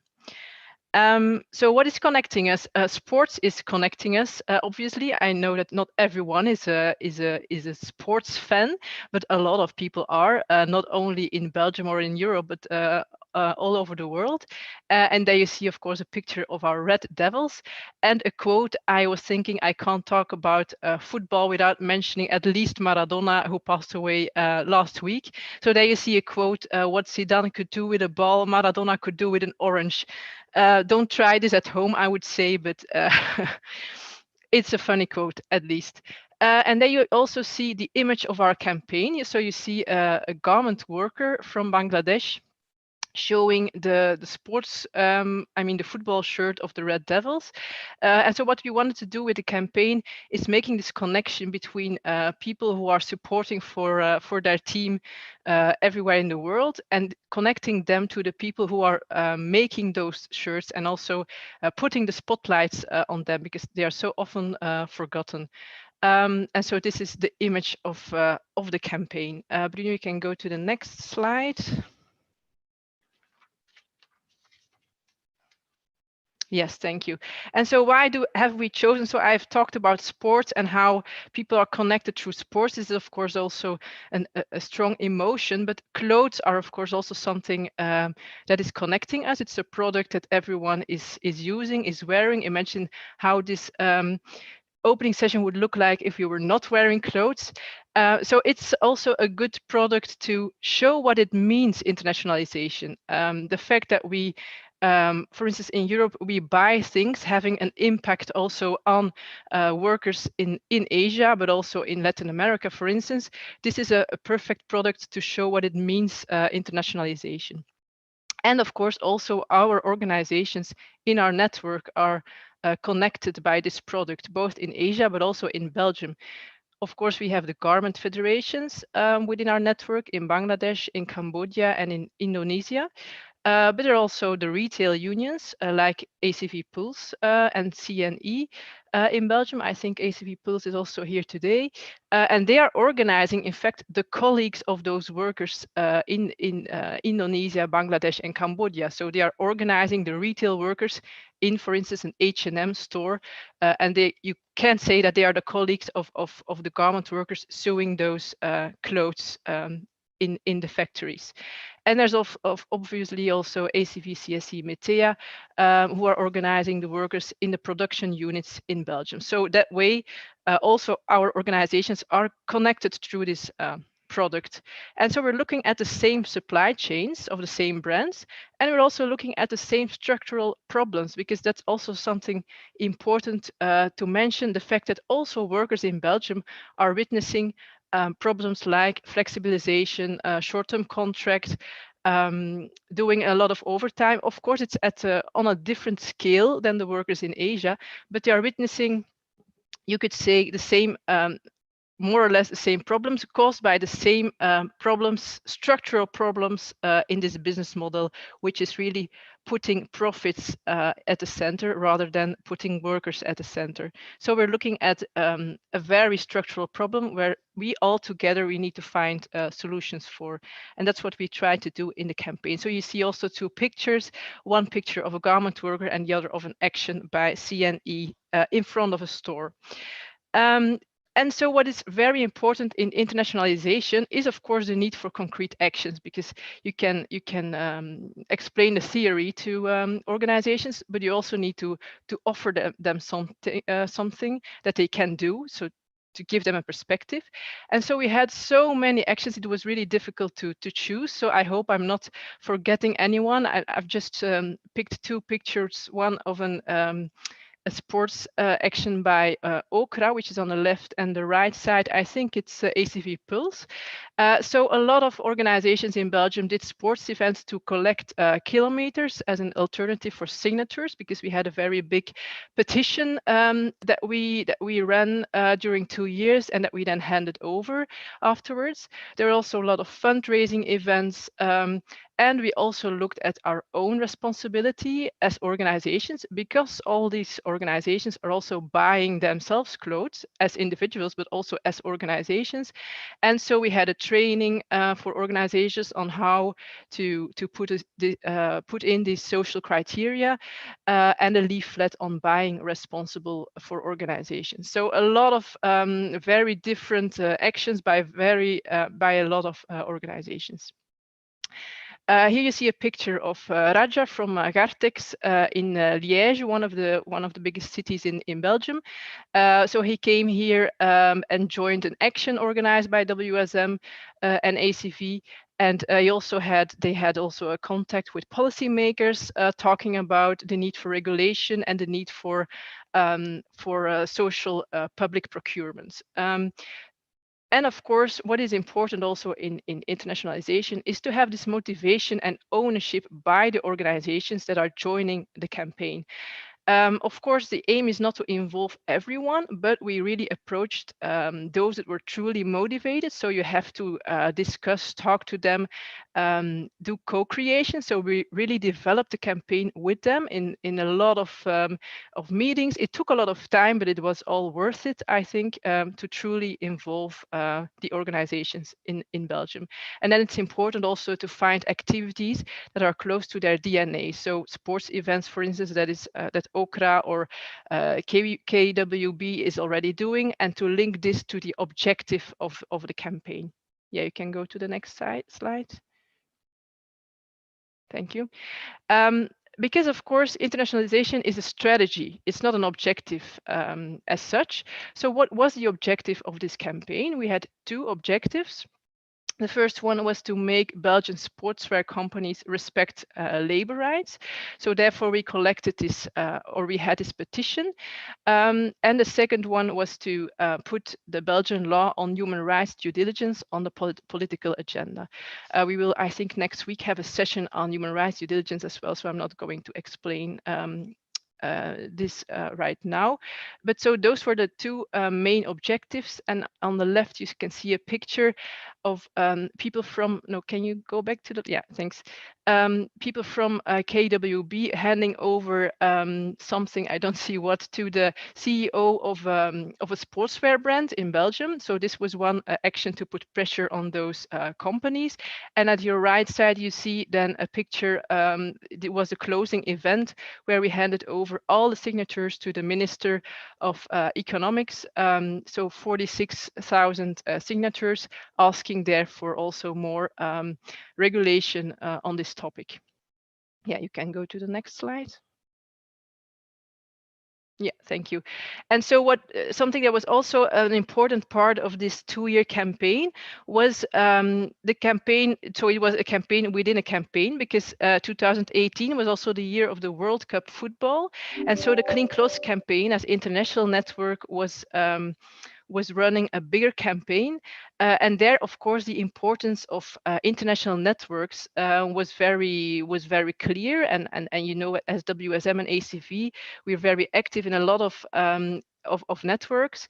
And so this campaign was also built together with Indonesian partners of the network. So also with Gartex, but also with other partners within Clean Clothes Campaign network.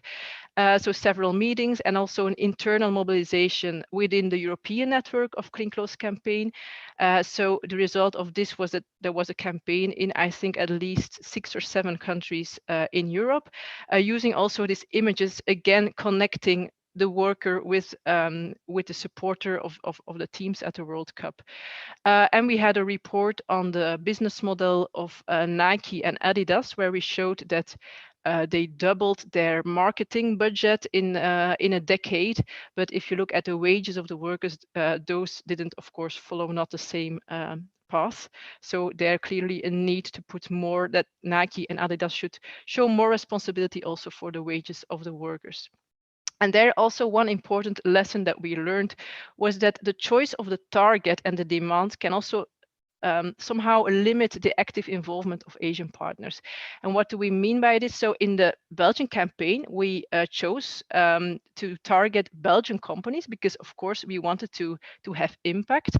And we don't really have impact from Belgium on Nike and Adidas, but those Belgian companies were not producing in Asia. So sometimes the choice of the target can also define to what extent you can actively involve Asian partners. You can go to the next one. And something that is also very important in those kind of campaigns is, of course, continuity, because you can put a lot of efforts in motivating organizations to join your campaign, and we did do that. But you have to ensure some continuity. So we are doing this still through our involvement within the Clean Clothes Campaign. So both WSM and ACV, but also ACV Pulse and ACV-CSC Metea, CNE. So a lot of also the Belgian organizations are active within Clean Clothes Campaign, but also the garment federations in Asia. So also there we have an important presence in this network. And so we continue doing this. On the pictures you see on the right an action in front of the Bangladesh embassy. We did, I think, in the beginning of 2019, after a big repression in Bangladesh on the wage demonstrations. We also had a meeting with the ambassador there. And at the left, you see an action in April 2019 with also a lot of organizations in Belgium campaigning or advocating for Belgian regulation on human rights due diligence. And so this is also something that we are continuing to do. It started with the campaign on sportswear, but it was a very big or very important conclusion that we said, okay, in order to solve this problem, we need to find structural solutions, and we need to have more regulations, both at national level, but also at European level and international level. So this will be an important objective also in the future. And so we are part, as WSM and ACV, of a coalition in Belgium, a coalition of trade unions and NGOs struggling or advocating for this. Yeah, I think that was this was my last slide. Thank you very much. Thank you so much, Sarah. I'm very glad to hear the sort of examples about this. We will get a little bit, because it is linked to everything that is being done with human rights and due diligence. This is a bit of a teaser. Since time is going very rapidly, we're almost at the 2-hour segment. I will pass the floor to Maria to discuss a little bit about how is this set up, and what is the regional work done by ACV-CSC International?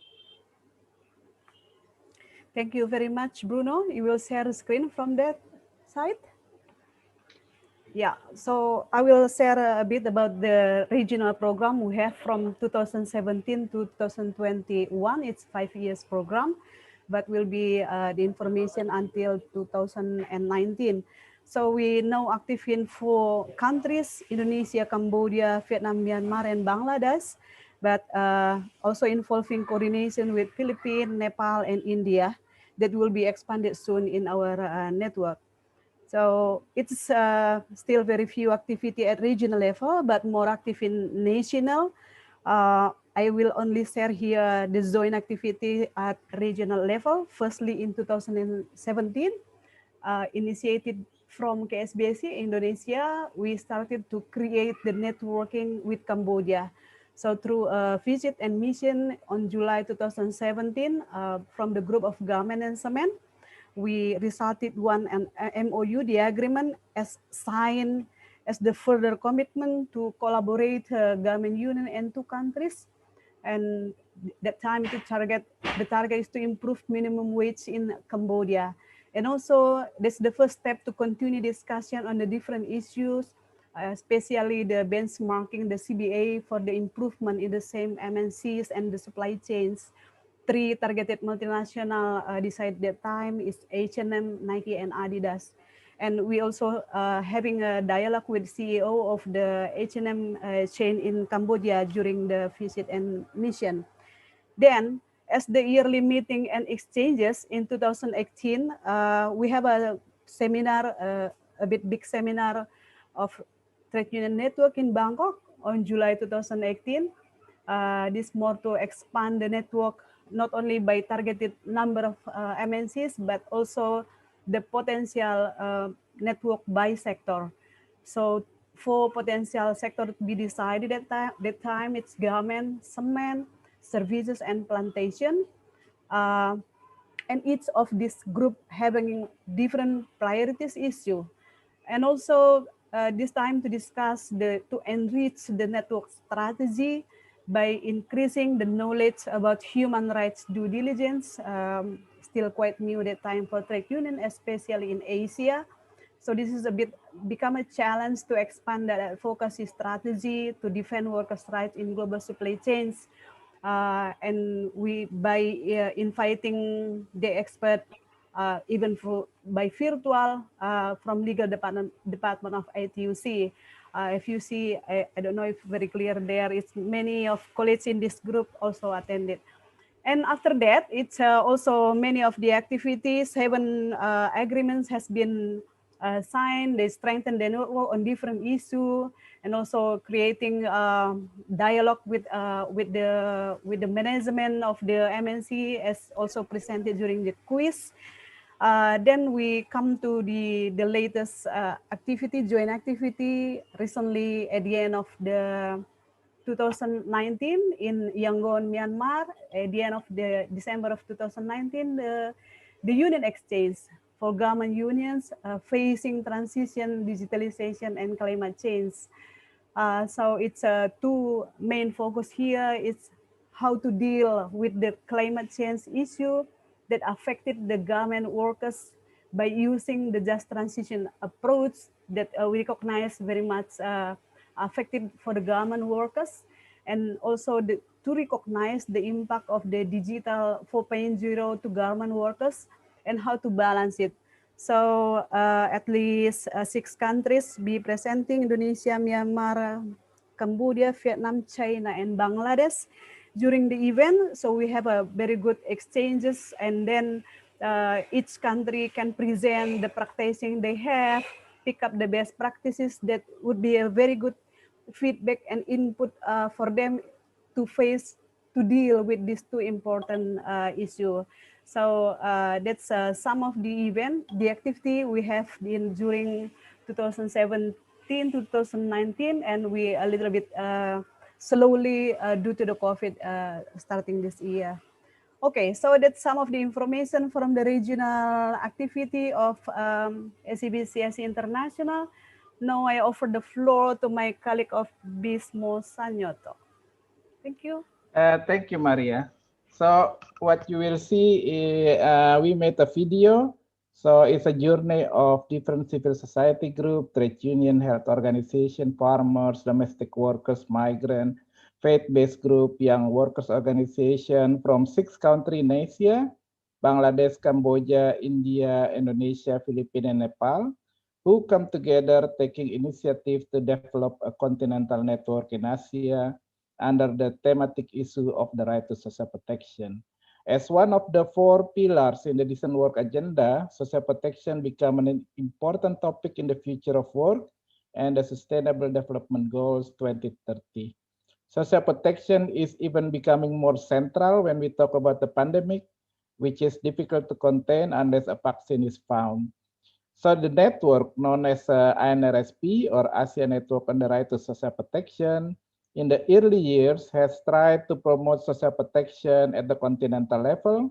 We are actively engaged in different regional and international fora such as ILO Asia Pacific Regional Meeting, ASEAN People Forum, People Health Assembly, Trade Union Solidarity Support Organization, Asia Europe People Forum, International Labour Conference, ILO Centennial, and the Global Social Protection Week. We are not alone in our fight.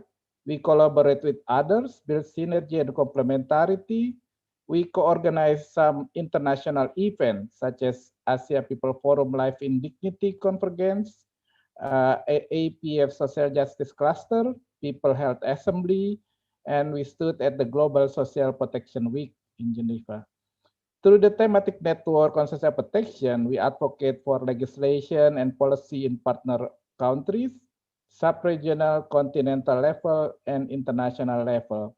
Our advocacy is stronger because we are together, combining our strengths, share responsibility, and bravely dispel that our destiny as workers are defined by a few capitalists or the logic of algorithm. As a network, we have contributed to some breakthrough, such as the abolishment of the kafala system in Qatar, the increase of minimum wage in Cambodia, canceling the privatization of Fabela Hospital in Philippines, the law on social security in Nepal, participating in the biggest rally of farmers and workers in India, or to help people cope with the COVID-19 pandemic in Bangladesh. I would like to thank to the INRSP steering committee members to contribute time and energy to provide direction and goals. Thanks also to all the members of the network and WSM to make this journey possible. We learn from the past experience in order to do better in the futures. Our future is ours to decide. So enjoy the video. Our strength lies in joining hands with other organizations like trade unions, civil society organizations, and faith-based organizations, and all the international organizations. When we come together, it's really like a good opportunity for us to learn from each other. And we have from health sector, we have from trade union, we have from... Bismo for this beautiful video, which took a long time to prepare, and to everybody who compiled pictures. It shows a lot of the different places where we meet, the fora, the interactions. And so we're very sorry that now it is not possible to meet in person. Okay, we are running slightly behind schedule. So we've talked a lot about what we have done in the past. We've talked with Luc Cortebeeck about the challenges in nowadays context, the centenary, COVID-19, etc. What I suggest before we move on to the last segment, which is about the international network and Bart Verstraete, I will also ask you to take your time to provide us feedback. What do you think, based on everything you've heard, what we've done in the past, but also what are the challenges currently? What do you think we should be taking up as a priority for our next program? So we will not wait for the answers for this one. It is something that we will take along with us for the next meetings. But this question will remain open in the Poll Everywhere app. So please take your time. What is it? We should focus on the informal sector. We should make things gender sensitive, young workers, whatever it might be that you think we should take up as a priority for the future. Okay, I will now pass the floor to Bart Verstraete, our political secretary, to talk a little bit about, we have been focusing on what has happened at the continental level, but a very important step has been made in the past 2 years on the international network. And so Bart, I pass the floor to you.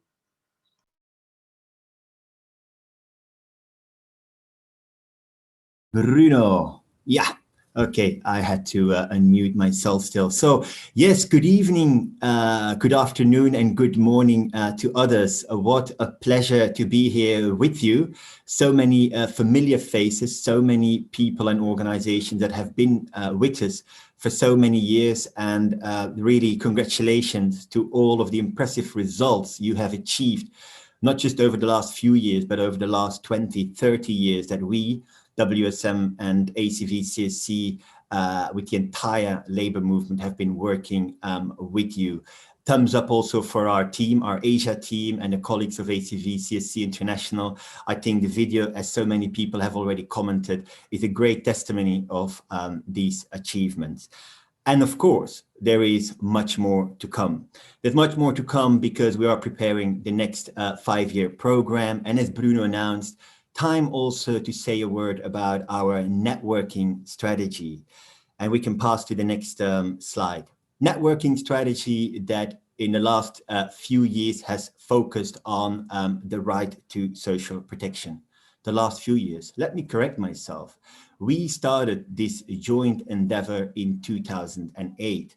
So for 12 years, we have been building together a network focusing on the right to social protection. And that was simply because we have a dream. We have a shared dream of making sure that every single person on the planet, women and men alike, young people and older people, those in the informal or in the formal economy, whether living in rural areas or in urban squares, all have the right to social protection.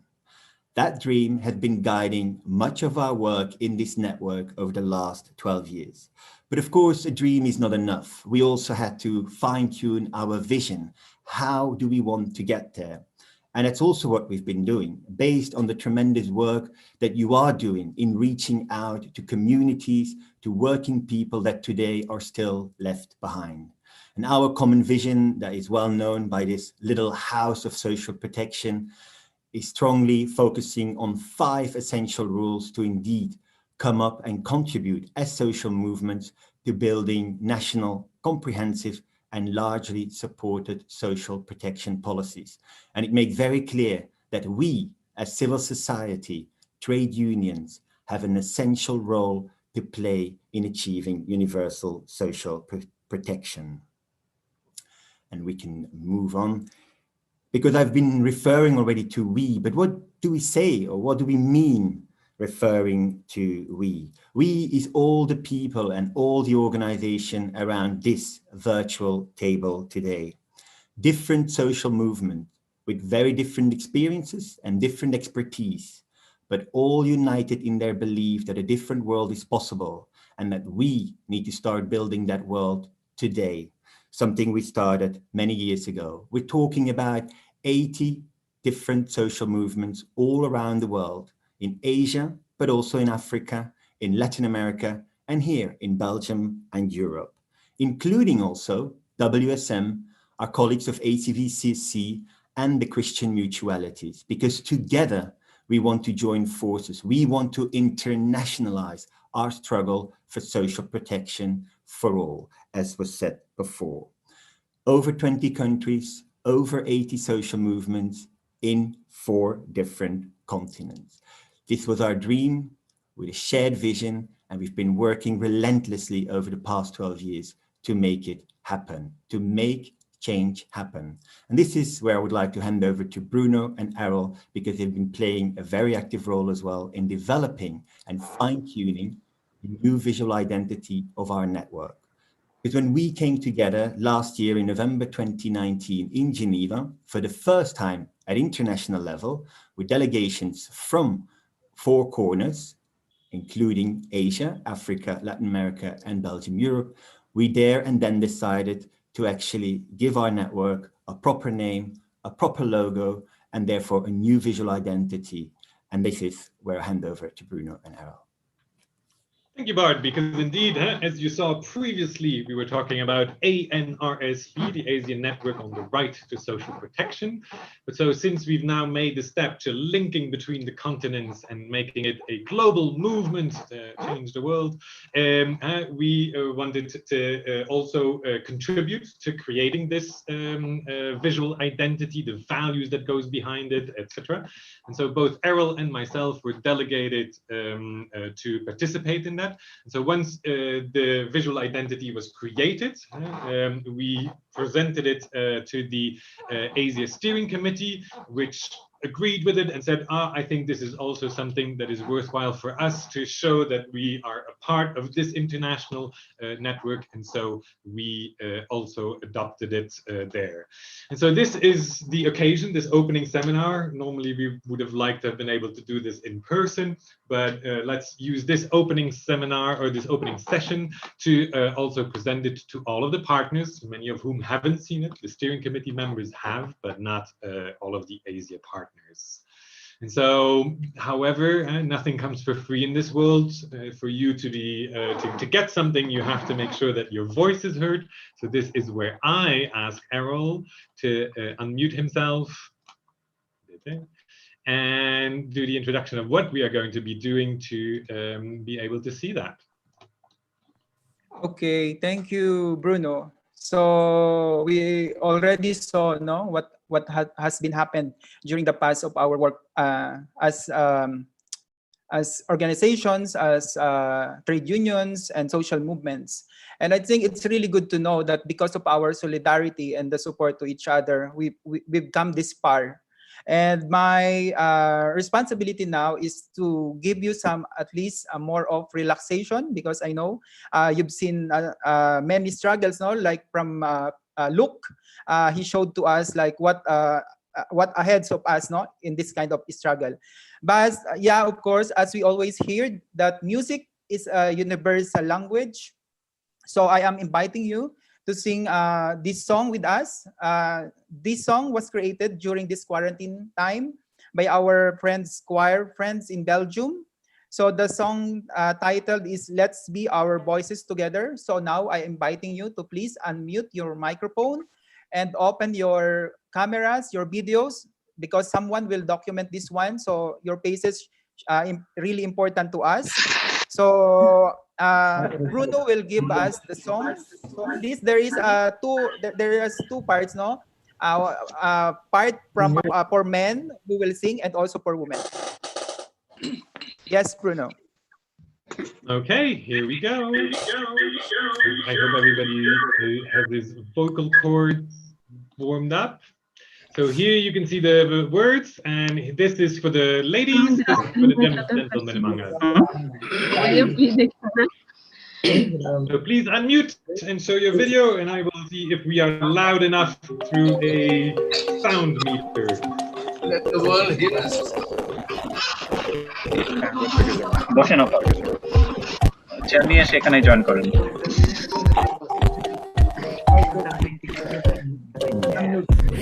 Adult people, since we already grown, respect our planet, and it will flourish. Open your eyes, your next in line. Open your arms, because it's time. Giving way to medical care. Eradication is getting somewhere. Together we know more than we can imagine. Let's raise our voices and we will make change happen.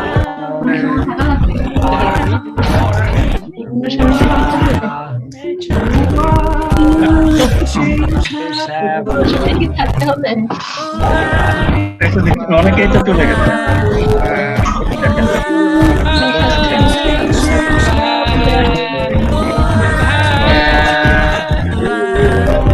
না বের হয়ে যাবেন বের হয়ে গেলে যেতে পারেন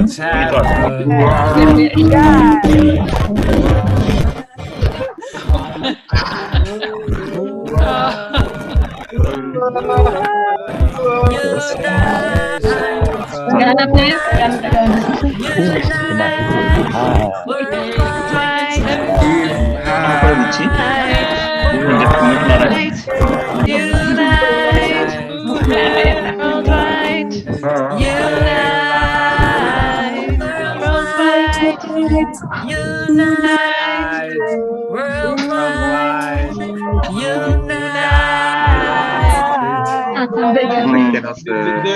big round of applause.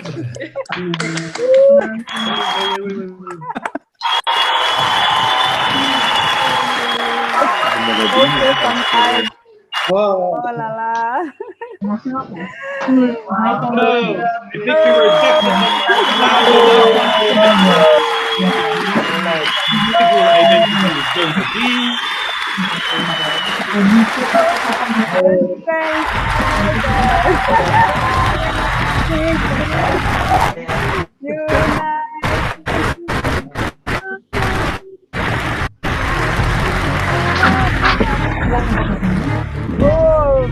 Itu dia bro, tekan.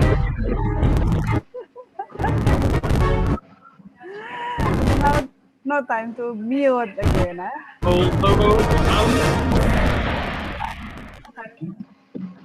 Did it work?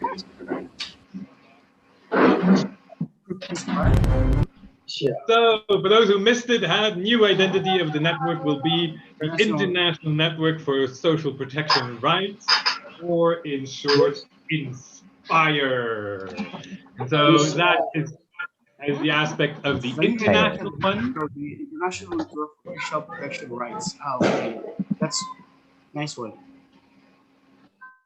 And hence, at the level of each of the continents, that would give a specific color combination there. So for Latin America, for Africa, and then here for Asia, this color was chosen. So let me pass the floor to Bart to sort of explain, where does this INSPIRE come from? What does it mean? What is behind it? What have we constructed together? So Bart. Yeah, I was thinking, shall I start singing again, or but I better not. I better not. No. So congratulations indeed. This is the new visual identity of our network. As I said, for 12 years, we've been building on it. We always called it the thematic network on the right to social protection, with different denominations in different continents.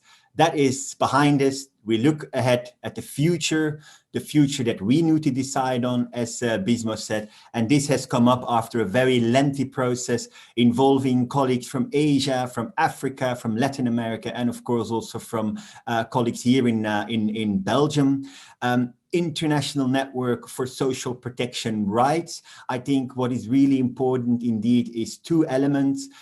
We wanted to make sure that we keep on speaking about the right to social protection, something that is very close to our heart.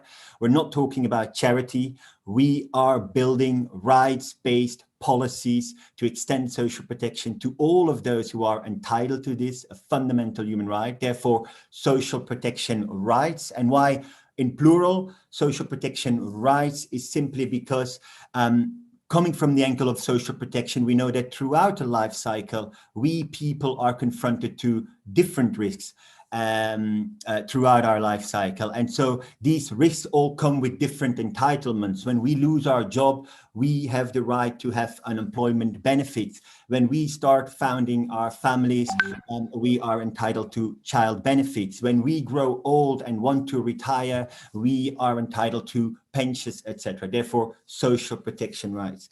Second element, INSPIRE. Why INSPIRE? Because across the world, this acronym sounds good in all languages that are spoken within our global network, in French as well, in French-speaking Africa, INSPIRE, and also in Latin America, INSPIRE, and it all evokes the same meaning as it does here in English in Asia and elsewhere in the world. It's inspiring, a network that inspires us, but also can inspire and should inspire others. That is something that we will need to come to as well. As you've seen, so different colors will be used now in the different continents, but at least this gives us now a unique and a single visual identity, which we need to be working on now to ensure that our blogs, our publications, our research proposals, etc., all follow a similar look. This will also strengthen our position with regards to external stakeholders, be they decision makers in the political sphere or companies, etc., etc. I think the 4 areas of work that our network has always focused on, but will remain also the focus for the years to come, and you see them there under functional benefits listed. Learning. As Errol said, we can learn a lot from one another. How do you organize informal economy workers and extend social protection to them? How can we leverage the position of women within social movements and guarantee gender sensitive and disability inclusive social protection, amongst others? Learning, capacity building remains a key area of our work. Advocacy, of course, it has always been the core work of this network and will remain one of its core objectives as well, to leverage and to raise our voice together for universal social protection at national, continental, and of course, intercontinental level now. We also want to communicate among ourselves, to learn from one another, build on good practices, also encourage each other. For example, in times of COVID, we had a specific section dealing with the work you're all doing to respond to the crisis and to keep on catering to the needs of your different target groups around the world. So we need to communicate amongst ourselves, but of course also externally, and show what we have to go for as a network and show the strength that civil society has in extending social protection. And then, of course, finally, also financing, because social protection requires funding. And we also jointly decided that we will look for funding for our work in the framework of our new program, of course, that we are going to develop with funding from the Belgian Ministry for Development Cooperation, but also seeking to access other sources of funding. We can move on, Bruno. I think finally, a last word. Inspire, indeed, something that we also wanted to highlight, and we again with the entire network, something that you have explicitly recognized, is the role that WSM has always played, will continue to play also in the future in bringing together this network. Inspire, indeed, connected by WSM as the specific coordinating organization that has made it possible for us to join forces, and that will make sure that we can continue to join forces in the years ahead of us. And that is indeed probably the most important thing I would like to underline when finishing this. This network is our network, a network of more than 80 different social movements across 20 countries in 4 continents. We have worked together and we will continue to work together. We are inspiring one another in the way we try to extend social protection to all those who are today still left behind.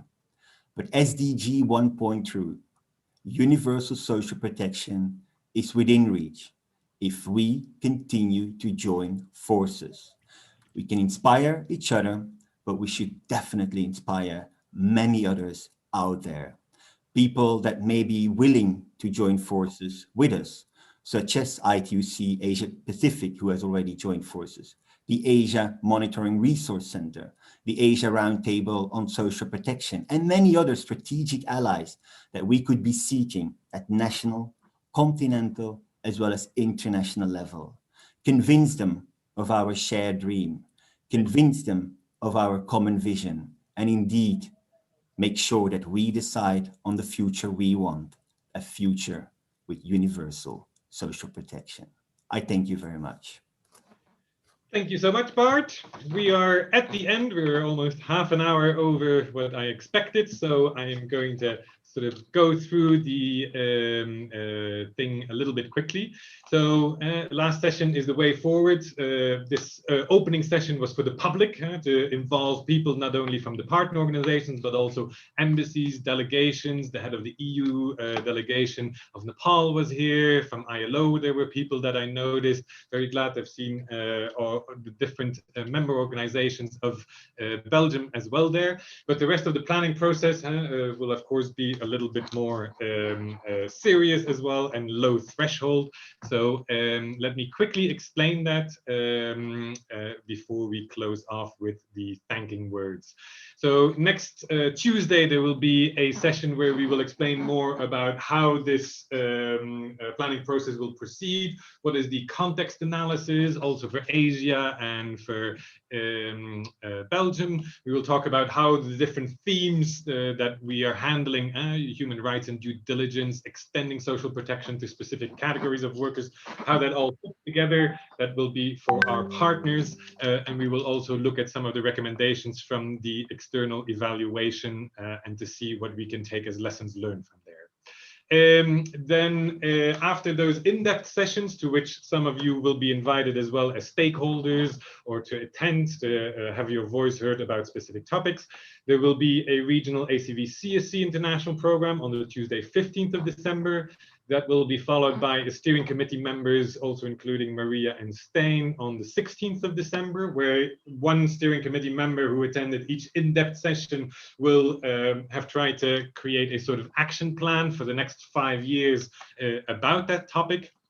So the steering committee puts this all together, and then on the Friday 18th of December, just before a lot of us will go into Christmas holidays, this will be presented to all of the partners so that they can give comments, validate, etc.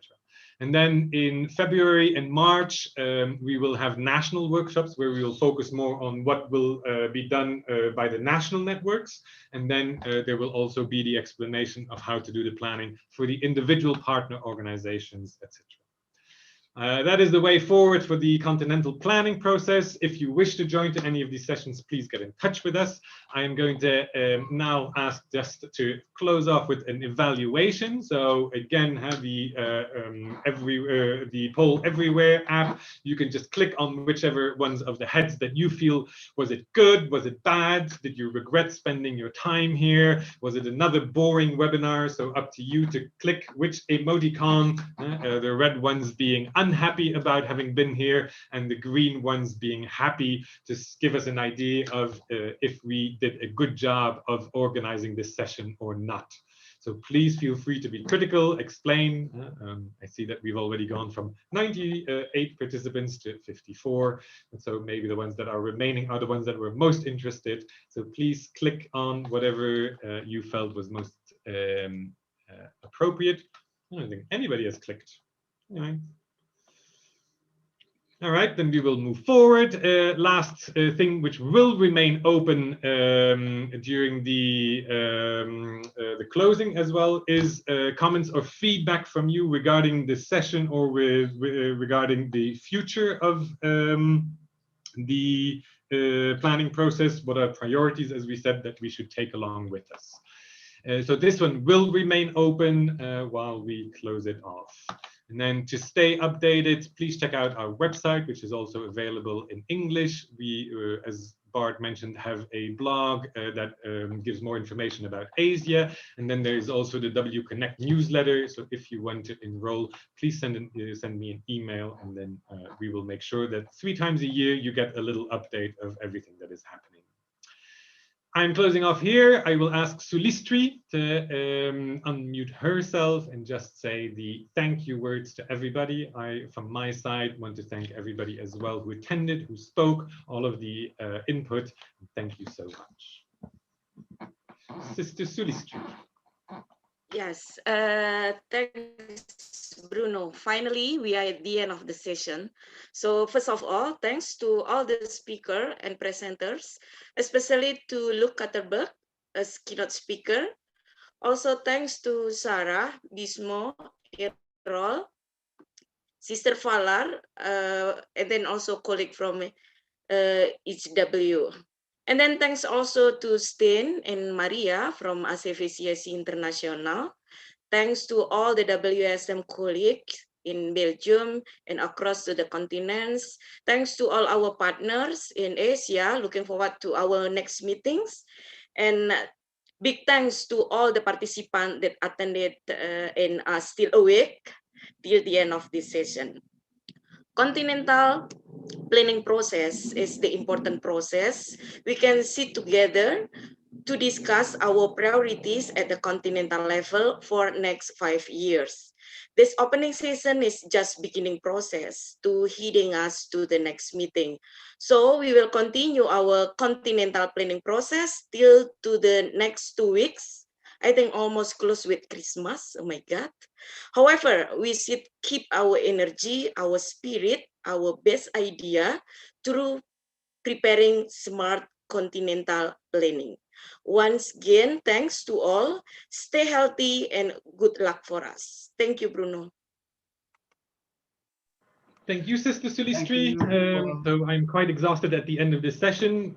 Usually at the end of an opening session, there's a lot of mingling and people who can catch up. So if you want to stay and just chat to people, feel free to do so, but the formal session here is closed. And again, thank you to everybody who participated. Thank you, everyone. Stay safe. Thank you. Bye. Bye. Thank you. Bye. Namaste.